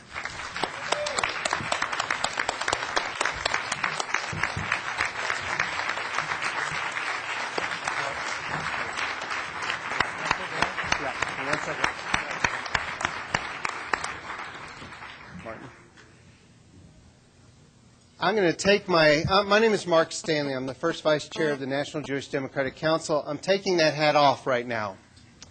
Right now I'm going to speak as a friend and supporter of Senator John Edwards. I supported John in 2004. I thought he was a great candidate then, and I think he's a great candidate now. What I personally like most about John right now is his candor. He has guts, courage to talk about the issues that affect all of us. He said after the 2004 campaign, he met with a lot of us. He says, you know what? I don't need consultants to tell me who I am or what I think anymore. If I run again, and it was a big if at that time, but if I run again, I'm just going to go out and tell the American public exactly what I feel, not a crafted message. And that's what we're hearing from him this year. Bill Bradley, I got to hear him speak last Wednesday in San Diego. Bill Bradley said that John Edwards is the only candidate I hear talking about the issues, the only one. And that's what he's done. He's the only one that's talking about health care for everyone, education, poverty, spent several years of his life working on addressing the issues of poverty, energy and the environment. Go to his website, www.johnedwards.com and org. I'm sorry, .org. Screwed up. And look at the issues on there: health care, energy, Israel. He's been to Israel. He'll talk about that a little bit today. I'm so impressed with the candor, and it's exactly what I personally am looking for in a candidate for President of the United States. Someone to finally tell me the truth about what's going on in this country. I got to tell you one more thing, a personal story. We all want to be flies on the wall sometimes at different events where you could hear what's going on. I was an accidental fly on the wall a number of weeks ago. the Finance Committee, which I'm a member of, was in Raleigh-Durham for a meeting with John and Elizabeth. And unbeknownst to us, they'd spent the day at the hospital learning about Elizabeth's recurrence of cancer. And they showed up, and they weren't going to tell any of us what was going on because they wanted to break it to the American public their way. But Elizabeth started speaking to us, and she says, I want to tell you something about this man. And she points at John. She says, he's not in this for his own ego. This isn't about John Edwards. He's not running for himself. He's not running for me. He's not running for you. He's running for what he believes is the right America and to set this country straight. And then we heard the news the next day. But it was just so powerful, you know, putting that back and being there that night. You know, now it's kind of uncomfortable that I was there, but it was so telling because that's exactly what he's doing. He is running to make this country a better place for all of us. Ladies and gentlemen, my friend, our friend, John Edwards.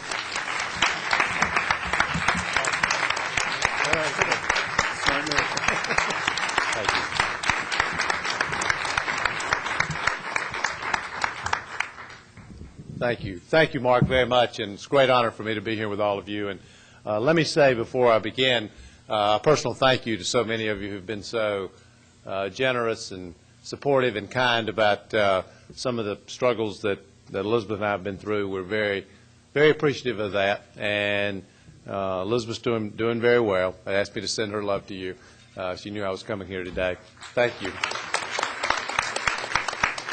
And I want to thank Mark for first for his help with my campaign, his friendship, and also for his great work with this extraordinary organization. I believe, and many of you are friends of mine, so you know already what I believe. But I believe very deeply in our friendship with Israel. I have for a long time. I know how important our relationship with Israel is. I've had extraordinary and moving and emotional trips to Israel myself, which have been very important to me. Tonight in Israel, as many of you know, a flag will be raised on Mount Herzl, and it's to commemorate what happened in 1948, where members of Israel's provisional government signed a Declaration of Independence in Tel Aviv. And celebrating Israel's independence is a wonderful, extraordinary, historic moment for Israel. Nation's flourishing, the economy is doing well, but Israel continues to face, as many of you know very well, extraordinary threats with their security and the safety of the Israeli people every single day. I think there is a renewed need for vigilance. I was in Israel last summer. In fact, a couple of the people that I was in Israel with are here with you tonight. Met with the Prime Minister, met with other Israeli leaders, members of the Cabinet. We traveled to the northern border with Lebanon. This was, I think, about a month, almost exactly a month. Jeff was reminding me just a minute ago before the fighting broke out. And this was one in a series of visits for me to Israel, all of which have had independent meaning for me.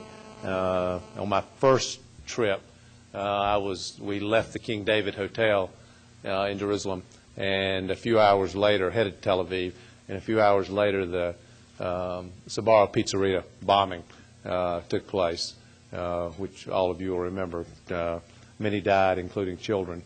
It was this last trip where I had a chance, as I said, to meet with Israeli leaders, it became very clear to me that the peace process is faced with both great promise and great peril at this point. And particularly given what's happened with Hamas now being in charge of the Palestinian Authority. And it's clear to me that what's happened over the last few years is that this President and this administration have not met their responsibility to engage in a serious way in the peace process. I do believe that both Israel and the Prime Minister have time and time again demonstrated their commitment to peace. their commitment to a future where there are two states living side by side with peace and with security. But, as everyone here knows, Hamas continues to refuse to recognize Israel's right to exist, continues to refuse to renounce violence, continues to refuse to honor past agreements, and America has to find ways to help empower those within the Palestinian Authority who actually want peace, those who want to see a stable situation with two states living side by side with peace and security. So I think we have an important role to play in that process, recognizing, of course, it is not the role of the United States to impose peace, but instead to be engaged, and to be engaged in a serious way. And by the way, when I was in Israel, we had missiles being lobbed into Israel out of Gaza. At that point, the Prime Minister and other Israeli leaders were focused on the potential for a disengagement from the West Bank, a realignment as it was being talked about then. Unfortunately, that's now fallen by the wayside, as many of you know, as a result of what's happened in Israel. I want to say a word about Iraq, because it is important. It's important for the Middle East, important for America. And then I want to say a few words about Iran. First on Iraq. Many of you know that I voted for this war in Iraq. I was wrong to vote for this war. I should not have voted for it. And I have to live with that. I have to take responsibility for that, and I do take responsibility for it. It's very clear to me now that America should be leaving Iraq. What's happening, I sometimes think we make this more complicated than it is. What's happening is the Sunni and the Ba'athists ran this country under Saddam. They're out of power now. They're unhappy about it. The Shia Maliki government are in power, and they don't want to relinquish any of their power. And that political conflict is at the base of all the violence that occurs. There are other contributors, of course, but that's the primary cause of the violence. And I think what America needs to do is begin to shift the responsibility to the Sunni and Shia leadership. And the most effective way to do that is for America to begin to leave Iraq, and to do it the right way. What I would do is draw down 40,000 to 50,000 troops today out of the north and the south. I would continue an orderly redeployment out of Iraq so that our combat troops are out of Iraq in roughly a year, hopefully in a little less than a year. We ought to do what we have not done until now, which is to engage other countries in the region, and specifically the Syrians and the Iranians, into helping stabilize Iraq, because they both have an interest in a stable Iraq if America is not an occupying force there. If you see this through the eyes of the Iranians, the last thing they want are a million-plus refugees coming across their western border. And in the case of the Syrians, they don't want economic instability. And in the case certainly of the Iranians, the last thing they want is a broader Middle East conflict, since Iran is a Shia country in a Sunni-dominated Muslim world. They do not, of course, want to see a broader Middle East conflict. So I think both countries have an interest in a stable Iraq as long as we engage them. Now, I do happen to believe that as America redeploys out of Iraq, it's very important for us to maintain a presence in the region, which means we need to keep troops in Kuwait. We need to have a presence in the Persian Gulf, a naval presence in the Persian Gulf. Afghanistan is moving, unfortunately, in the wrong direction. The Taliban's resurging in the south. The heroin trade is up and up dramatically. NATO, unfortunately, is not, the non-American members of NATO are not contributing the troops they should to Afghanistan, so it may become necessary for us to put additional troops there. And it also, I think, is necessary for the President of the United States to prepare for the possibility of a very bad situation in Iraq. One of the mistakes we've made until now is we've not prepared for a bad circumstance, and over and over and over they've occurred, and America and the rest of the world, for that matter, was unprepared. And I think we have to prepare, and we have to have a plan for containment in the event things move in the wrong direction. But I think this path maximizes the chances for success, maximizes the chances for there to be stability and for there to be political reconciliation in Iraq. Now, I want to turn for a minute, if I can, to Iran. You know, my view about what's happening with Iran is that the president, Ahmadinejad, is politically unstable in his own country. He came into power with, on a platform of economic reform, strengthening the middle class, lifting families out of poverty. Sounds familiar, right? He's done none of those things, and primarily what he's done, spent his time doing, is both in Iran and around the world, drawing attention to himself, engaging in bellicose rhetoric against the United States. And I think that because of that, and because much of the political elite and some of the religious leaders in Iran, and a significant amount of the population have left him. And I think he sits in a politically vulnerable position because of that. Now, while it would be a mistake for any president of the United States to ever take any option off the table, I think it's clear to me that there is a smart path for America and the rest of the world with respect to Iran. And that path will require America to work with our friends in Europe who have the economic leverage and the European banking system to apply pressure to the Iranians. So here's what I think we ought to do. I think, first of all, we ought to we and our friends in Europe should put a proposal on the table in a very public way, a proposal that is both sticks and carrots. Let's start with the carrots.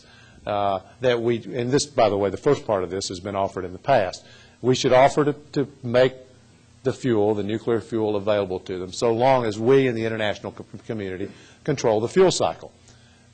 We should also offer a serious package of economic incentives. They are economically unstable, and they have a reason to take action to help provide some economic stability in their own country.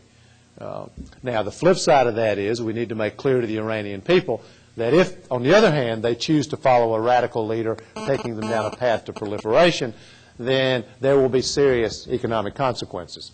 And that wedge between Ahmadinejad, who, and all of us know the statements he's made, both about Israel and the Holocaust, Israel, wiping Israel off the face of the map, and the statements he's made about America, how dangerous this man is and how radical he is. But we need to drive a wedge between him and his own people, and between the other religious and political leaders in Iran. And I think that maximizes the chance of a successful outcome, short of taking other options. So I think there is a smart path here, particularly if we recognize the political instability of this president in his own country. I want to talk for a minute, though, beyond the Israeli-Palestinian issue, beyond Iran, beyond Iraq, all of which are enormous issues for us and for the rest of the world. I want to take a minute, if I can, and put this in the broader context of what America should be doing in the world, because I do think it's important. It's a natural thing to focus on all of these issues because they're enormously important and they're important to the survival of the world. But I also think it's important for America to have a long-term foreign policy structure that creates the greatest chance for stability and security in the world. This is the way I think about this. And many of you know I've spent an awful lot of time working on these issues over the last few years, since the last election. My view is that America, and you can probably see I've now completely gotten off my speech, our view is that America is the only potential stabilizing force in the world. That because we are the preeminent power, we're the only place around which the world can naturally focus and rally when crises occur. An example is the one I just spoke about with the president of Iran trying to get a nuclear weapon.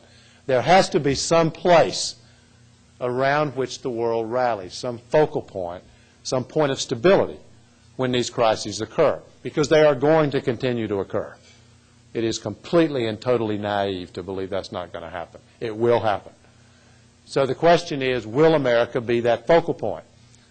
Well, the only way for that to be true is, and I think this has been proven beyond doubt over the last few years, the only way that's going to be true is for the rest of the world to see America not only as strong, they have to see us as strong, and I mean strong in every conceivable way, militarily, economically, politically, but that strength has to be married to the moral authority to lead. I mean, the world needs to see America as a force for good.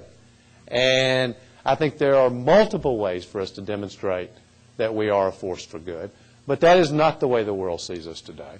Anyone who's spent any time, and all of you have, in other parts of the world know that the world primarily sees America as a bully. And they see us as somebody that's focused on our own selfish short-term interests. That has to change. We can't be the leader that we want to be. And by the way, you don't get to choose to be a leader on particular issues. You either are a leader or you're not a leader. And we have to change the dynamic that exists today. That we can't be the country of Guantanamo and Abu Ghraib and have the rest of the world see America as this great force for good that they want to lead, they want to follow.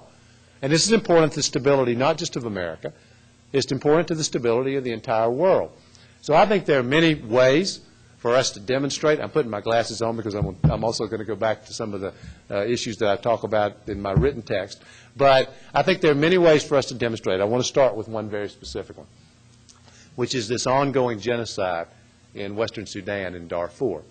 I mean, here's an issue. Here's an issue on which America should be leading. I mean, the way I've talked about this in the past is, if you see this through the eyes of the rest of the world instead of through American eyes, this is what you see. You see America has declared years ago, in 2004, that a genocide is taking place. Hundreds of thousands of people killed, women raped, villages lowered, primarily at the hands of the Janjaweed militia, supported by the Sudanese government. Chinese play a role because they prop up the Sudanese government by buying oil in Sudan. So you're the rest of the world and you watch this happen. The most powerful nation on the planet has declared that a genocide is occurring. And then step back and watched it continue. Now here's the question. What would you think of us? I mean, it's not surprising that the world responds the way they do. So the question is, what should we do? What should and can America do? I think there are multiple things that America should be doing. First, we and NATO can enforce a no-fly zone over Sudan so that we no longer have the Sudanese government providing air support for this ongoing genocide and for the violence that's occurring in Western Sudan. And by the way, this is, of course, as you know, this entire conflict is now spread into Chad and to the Central African Republic. So it's not just happening in Sudan now. This is a very specific thing that America could do that would have an effect. We, and Bush, by the way, has said that, at least for now, we're not going to enhance sanctions, economic sanctions. He's not going to push the NATO countries to enhance economic sanctions against the Sudanese government. This is a mistake. America should do exactly the opposite. We know that this government is engaged in the support of genocide. So what America should be doing, and some of you probably saw the news reports of them painting airplanes so that they could send them into Western Sudan to support what was happening there. So here's a place, not only a no-fly zone, but America and the NATO countries together should be enhancing the economic sanctions against this government. Because ultimately what we need is we need a security force on the ground. The African Union security force is about 7,000, cannot provide security for multiple reasons. Some of them, I think, don't entirely understand their mission, or their mission is not entirely clear, but they also just don't have the training and the logistical support that they need. There's another place that America and our NATO friends could make a difference. In addition to putting pressure on the Sudanese government to get a UN force, a UN security force on the ground, which is now being blocked by the Sudanese government, and we need to use our economic power and our diplomatic power, as I just spoke about, to accomplish that. America should be there providing logistical, America and NATO, not just us, providing logistical support for that force so that they can, in fact, be effective in stopping the spread of genocide and stopping the violence in Western Sudan. So there are a whole group of things that America can do to have an impact on what's happening in Sudan. And here's a place where America can demonstrate that we're willing to take action that does not appear to be in our short-term strategic interest, because it's very hard to argue in the abstract that America has some short-term interest in this genocide in Sudan, except that it's wrong. It's morally wrong. And America has to stand up and show that we will stand up for what's right, even when it's not in our selfish interest. And this is the way to, this is an example, but it is a way for us to demonstrate our commitment not just to ourselves, but our commitment to humanity. And I just want to say a couple of the things, because I want to make sure I leave plenty of time to take your questions. But I also believe that whether it's what we're doing in Iraq, which is a bleeding sore for America right now, by any measure, what we're doing in Iraq, what we do about Iran and nuclear weapons, what we do about the Israeli-Palestinian issue, what we're doing about this ongoing genocide in Sudan, I think that it's not just what we do outside our borders. It's what we do here. Because many of you know, and Mark mentioned this a moment ago, but many of you know that I've been running a poverty center at the University of North Carolina. Is this a powerful political issue? Maybe not. I don't know whether it is or not. Here's what I know. I know that having 37 million people in my country, the richest nation on the planet, who wake up every day worried about feeding and clothing their children, is wrong. That's what I know.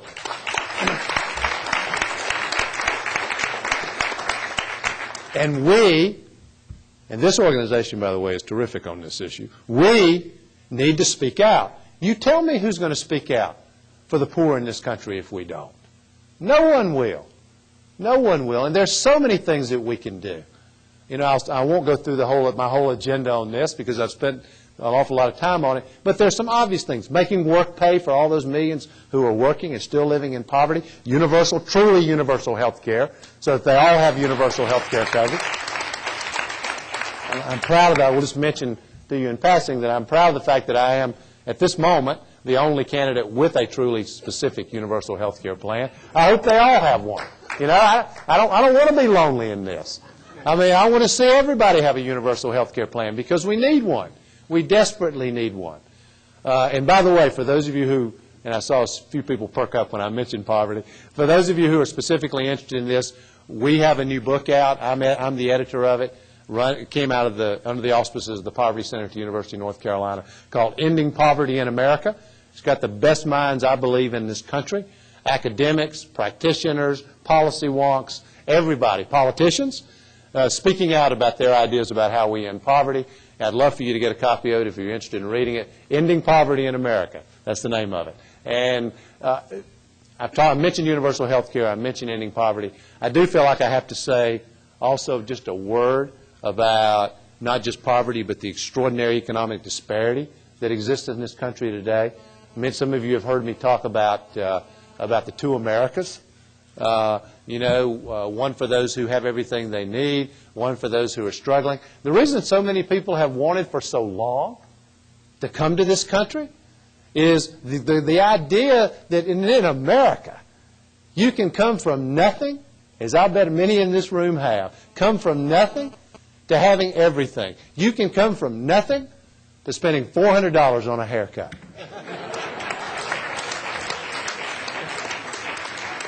There are great opportunities. So embarrassing, by the way. So embarrassing.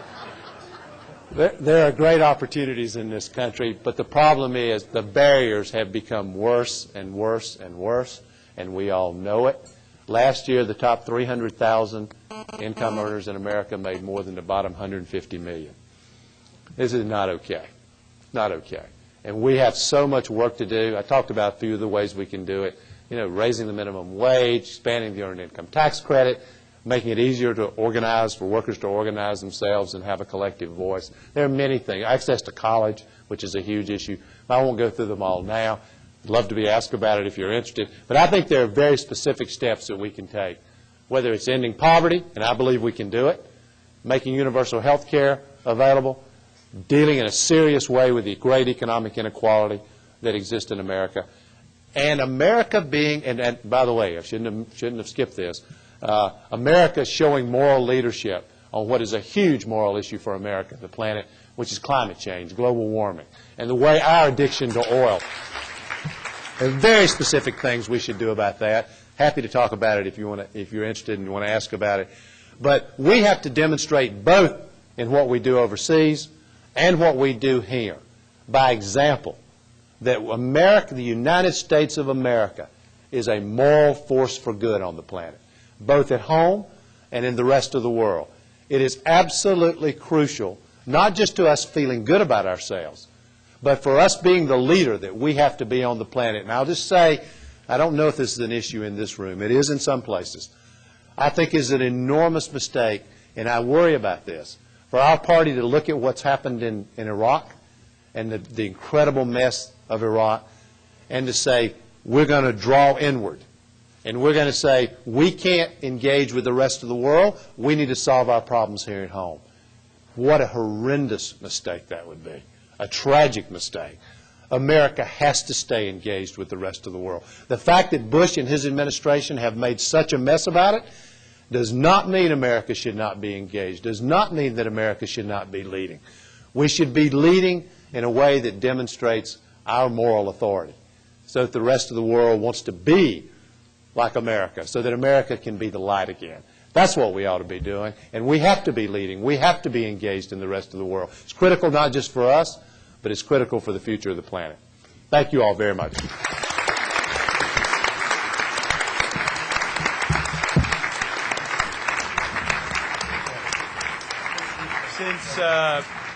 Since the lights up here are quite bright and it's very hard to see, when you stand up and ask your question, keep the question short. Identify yourself and where you're from, just so the senator knows who you are and where you're from, and go ahead and fire away.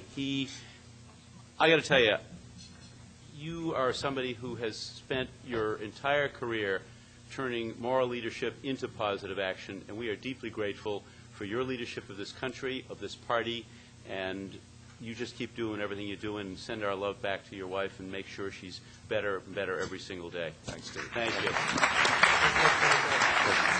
Jennifer. Jennifer Lasso, North Carolina. I'd love to hear you speak about morality and about carrots and sticks, and I really appreciated your comments on Darfur and on Iran. So I wanted to ask you if you thought it was morally acceptable for the pension plans of teachers and firemen and police officers to be invested in companies that are helping the terrorist regimes of Iran and Sudan.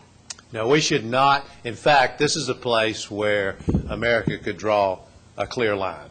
And I think let's just talk about Sudan specifically. One of the things that we should be doing is American companies should be saying we're no longer going to invest in a way that supports a Sudanese government that's engaged in genocide. And I think there is a similar issue in Iran. So no, the answer to your question is no. Yes, ma'am.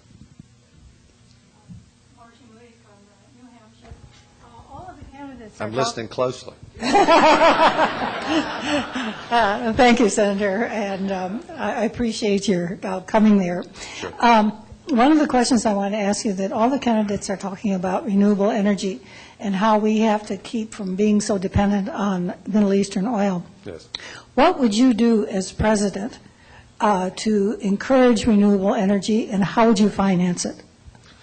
What I'd do is I would cap carbon dioxide emissions in America.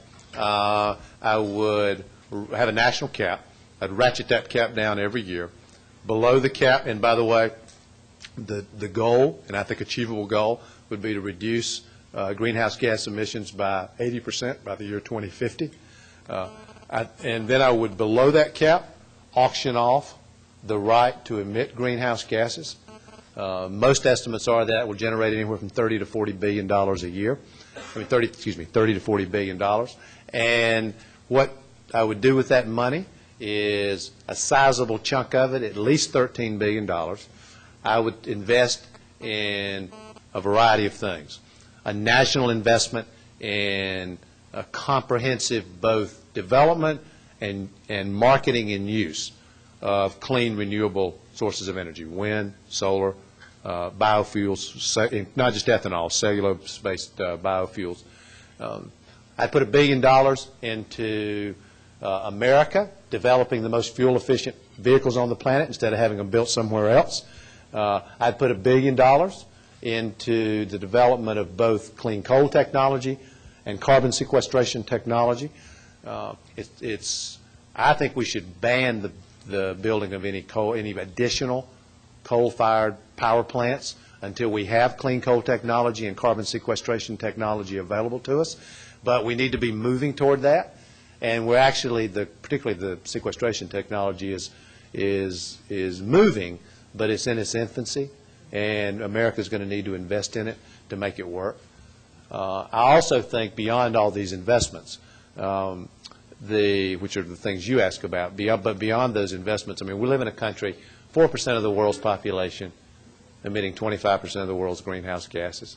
We're a terrible example for the rest of the world. And as you know well, we cannot, this is not an American problem, this is a global problem. So what's going to have to happen is America needs to take the steps to clean up our own house, and then we should go to China and India, China specifically, and make the technology available to them. Because they're going to need access to the technology. We need to make it available to them so they will participate in this effort. Also, my view is that it's time to ask Americans to be patriotic about something other than war. And we ought to say to America, we can't solve this problem without you sacrificing. You're going to have to take responsibility. You know, this president said after September 11th, go shopping. I think that we need a president who says to America, these problems cannot be solved by the President of the United States alone. It's going to require you to take action and take responsibility. And in this specific area, that means conservation. It means we're going to have to not only develop but drive more fuel-efficient vehicles. We're going to have to be willing to conserve in our homes, willing to conserve in our workplaces. We ought to use smart thermostats at home so that we can see how much electricity we're actually using. And I think we ought to be able to produce at least 25% of our electricity by the year 2025 from renewable sources of energy.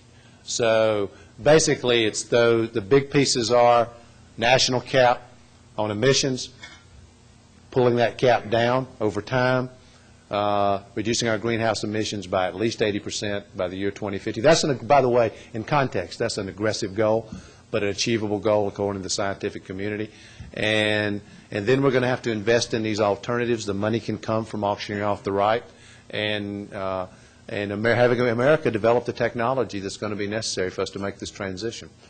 And, of course, sacrificing and being willing to conserve. I think those are the big pieces, but that specifically is what I would do. Let me go. Yes, sir. This gentleman right in the middle. My name is Morton Goldhar. I'm from Toronto, Canada. Welcome. Senator, this is my question to you. As president, what would your foreign policy be towards Saudi Arabia, which is financing worldwide the most extreme fundamentalist Muslim religion, which creates jihadists? Here's what I think. I think that, first of all, our dependence on oil so drives our relationship with the Saudis. And the discussion I just had, I mean, America uses 22 million barrels of oil a day. Of those 22 million, 12 million are imported. And the Saudis, of course, are the greatest oil producer on the planet. And so we are responsible, they are responsible for providing a huge part of our oil and the oil for the rest of the world. It gives them power and leverage in dealing with us.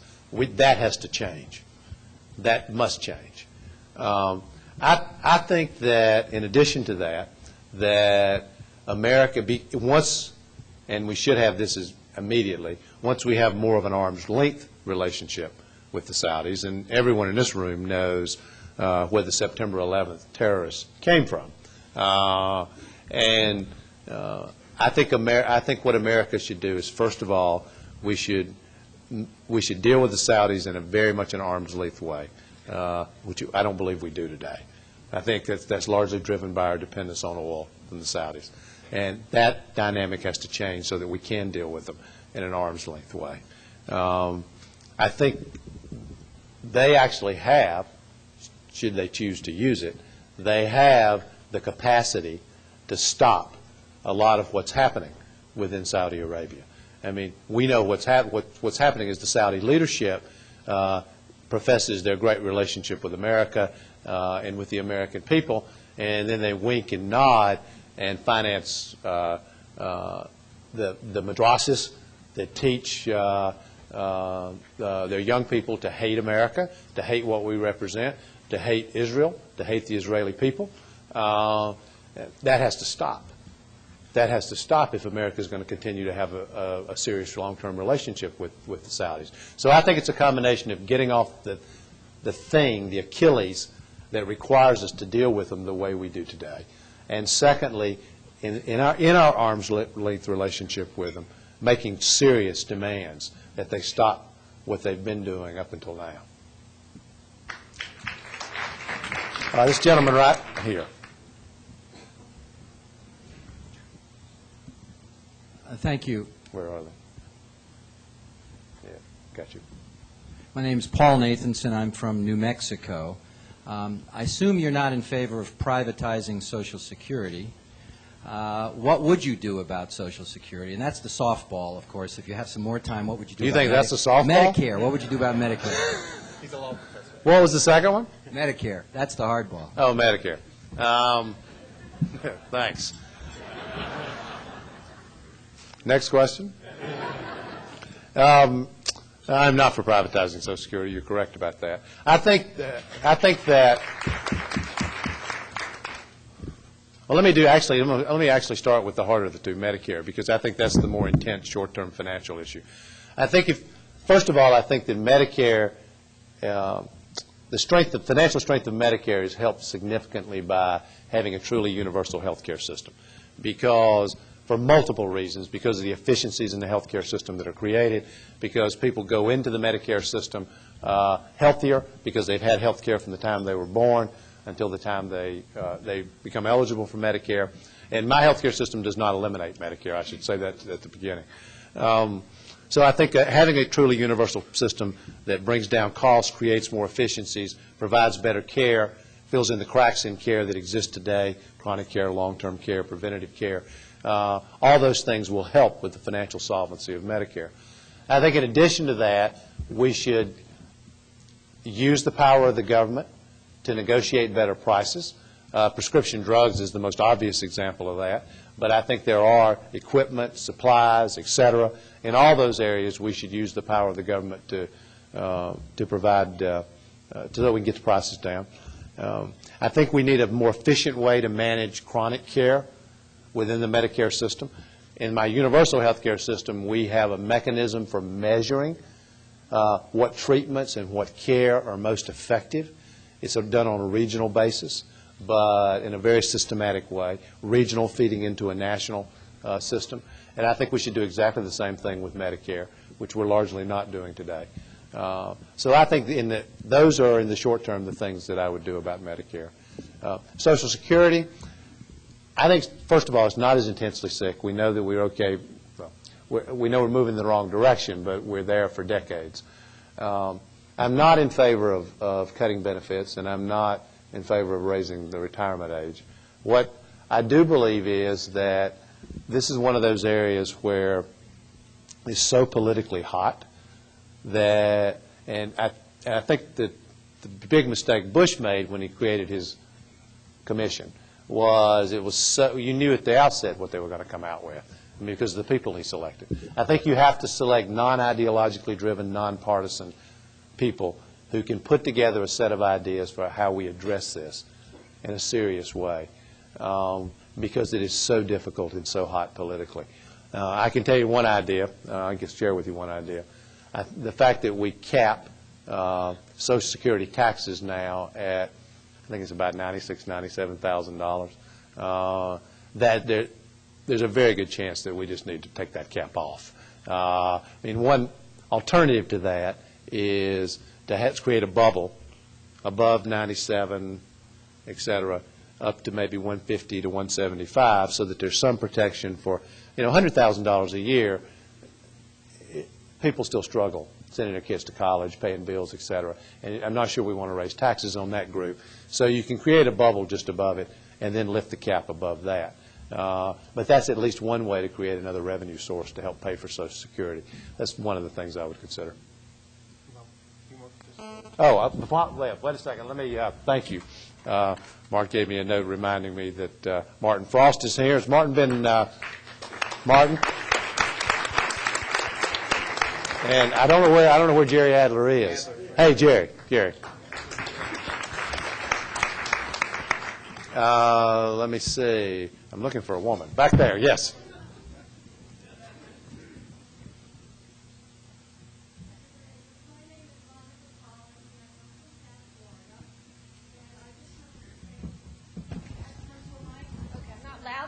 No, you're doing well. Just everybody can hear you easier.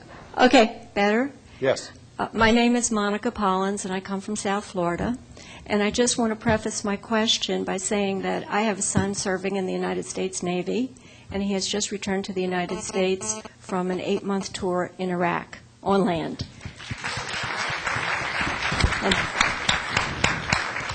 Thank you. And so you know where my feelings are, of course, where my priorities are. However, let's move forward perhaps to January 21st, 2009. Please. All right. And perhaps I can say, Mr. President. Yes.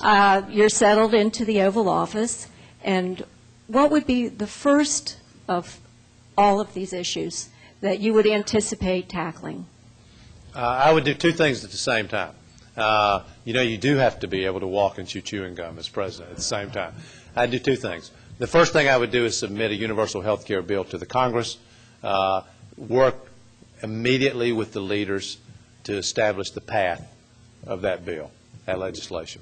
The second thing is I would immediately begin traveling the world, because I actually think that the greatest short-term responsibility of the next president is to reestablish America as a leader in the world. And I think that will require time and effort. It will require speaking not just to leaders behind closed doors, but speaking to the people of the world the way great American presidents have in the past. I mean, many of us remember the John Kennedy "I am a Berliner" speech. But the world needs to hear from the President of the United States, and especially given the drought that we've been through for the last 8 years as of January 2009. Now, my view is the world, I think it's pretty clear what the message should be, too, by the way. I think the message the world needs to hear from the President of the United States is that, and others have used this term, so it's not original with me, that America's not a place, not just a place. America's an idea. And the idea, I'm speaking for myself now, the idea is equality and diversity. That is what we are in America. We believe in everybody having a real chance, and we don't just tolerate diversity in America. We embrace it. It's who we are. Cultural diversity, faith diversity, ethnic diversity. That's what America is. Buzz, you got to turn your phone off. And the world needs to hear that from America. The world needs to hear from the President of the United States. And I will add, some of you have heard me talk about this before, but I really do think it's important. And it's not a policy thing. It's more of a personal and character thing. I really hope, as all of you, and this is a very smart, sophisticated audience, I hope all of you, as you look at the candidates for president, will not only look at the specifics of their policy proposals, which I think are crucial. I'm not understating it. I think that's one of the two most important components. But the other is, I think because of the place we're in America today, and because of the place America is in with the rest of the world, it is so important for the President to be able to reestablish trust with the American people, and for the President of the United States to reestablish trust with the rest of the world. And for that to be true, we have to have a President who is honest and open, and who is viewed by America and the world as a good and decent human being, somebody who You know, even if we don't agree with them on a particular issue, our reaction is they're a good person trying to do the right thing. Because we can tolerate disagreements. That's just the way it is. You're never going to agree with the president all the time. That's just the nature of who we are. That's the great thing about democracy. But you want to constantly think, as you know is true, that every day when the president is in the Oval Office and is confronted with the conflict between the president's personal political interest and the interest of America and the world, that the president will always decide in favor of the interests of America and the world. You have to believe that. And you have to believe the president, when faced with difficult choices and hard decisions, will be open and honest. And that means, by the way, beyond speaking out and being truthful with the country, is we have to get rid of this secret government that's been going on for the last few years. We need transparency. We need, the government doesn't belong to the president, it belongs to you. It belongs to the American people. And the American people need to be able to see what's happening within their government. Because that's one, I think, of the most critical elements of reestablishing trust and faith between America and its leader and between America and its government. Thank you. I'm going to let him catch his plane tonight, but I just want to say three things. One, great speech. Thank you very much. Second, you have the distinction, I mentioned this earlier, you are the first presidential candidate to address the first ever policy conference of the National Jewish Democratic Council. You will always be known for this, and I really very much appreciate this. And the third thing is, next year when you're the candidate, we come back to our second annual conference. I hope so. Thanks, Mark. Thank you very much. Thank you all very much. It's an honor to be with you. Thank you.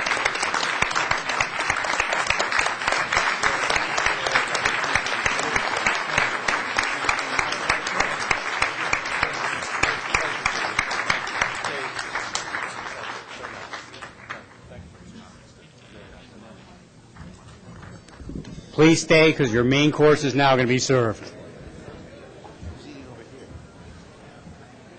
Well, maybe you have to get these guys back here. Back here to eat, and they'll all come down. Well, normally the podium would be later. The idea was that we would have people here before he speaks. We roll with the punches, right? Yes.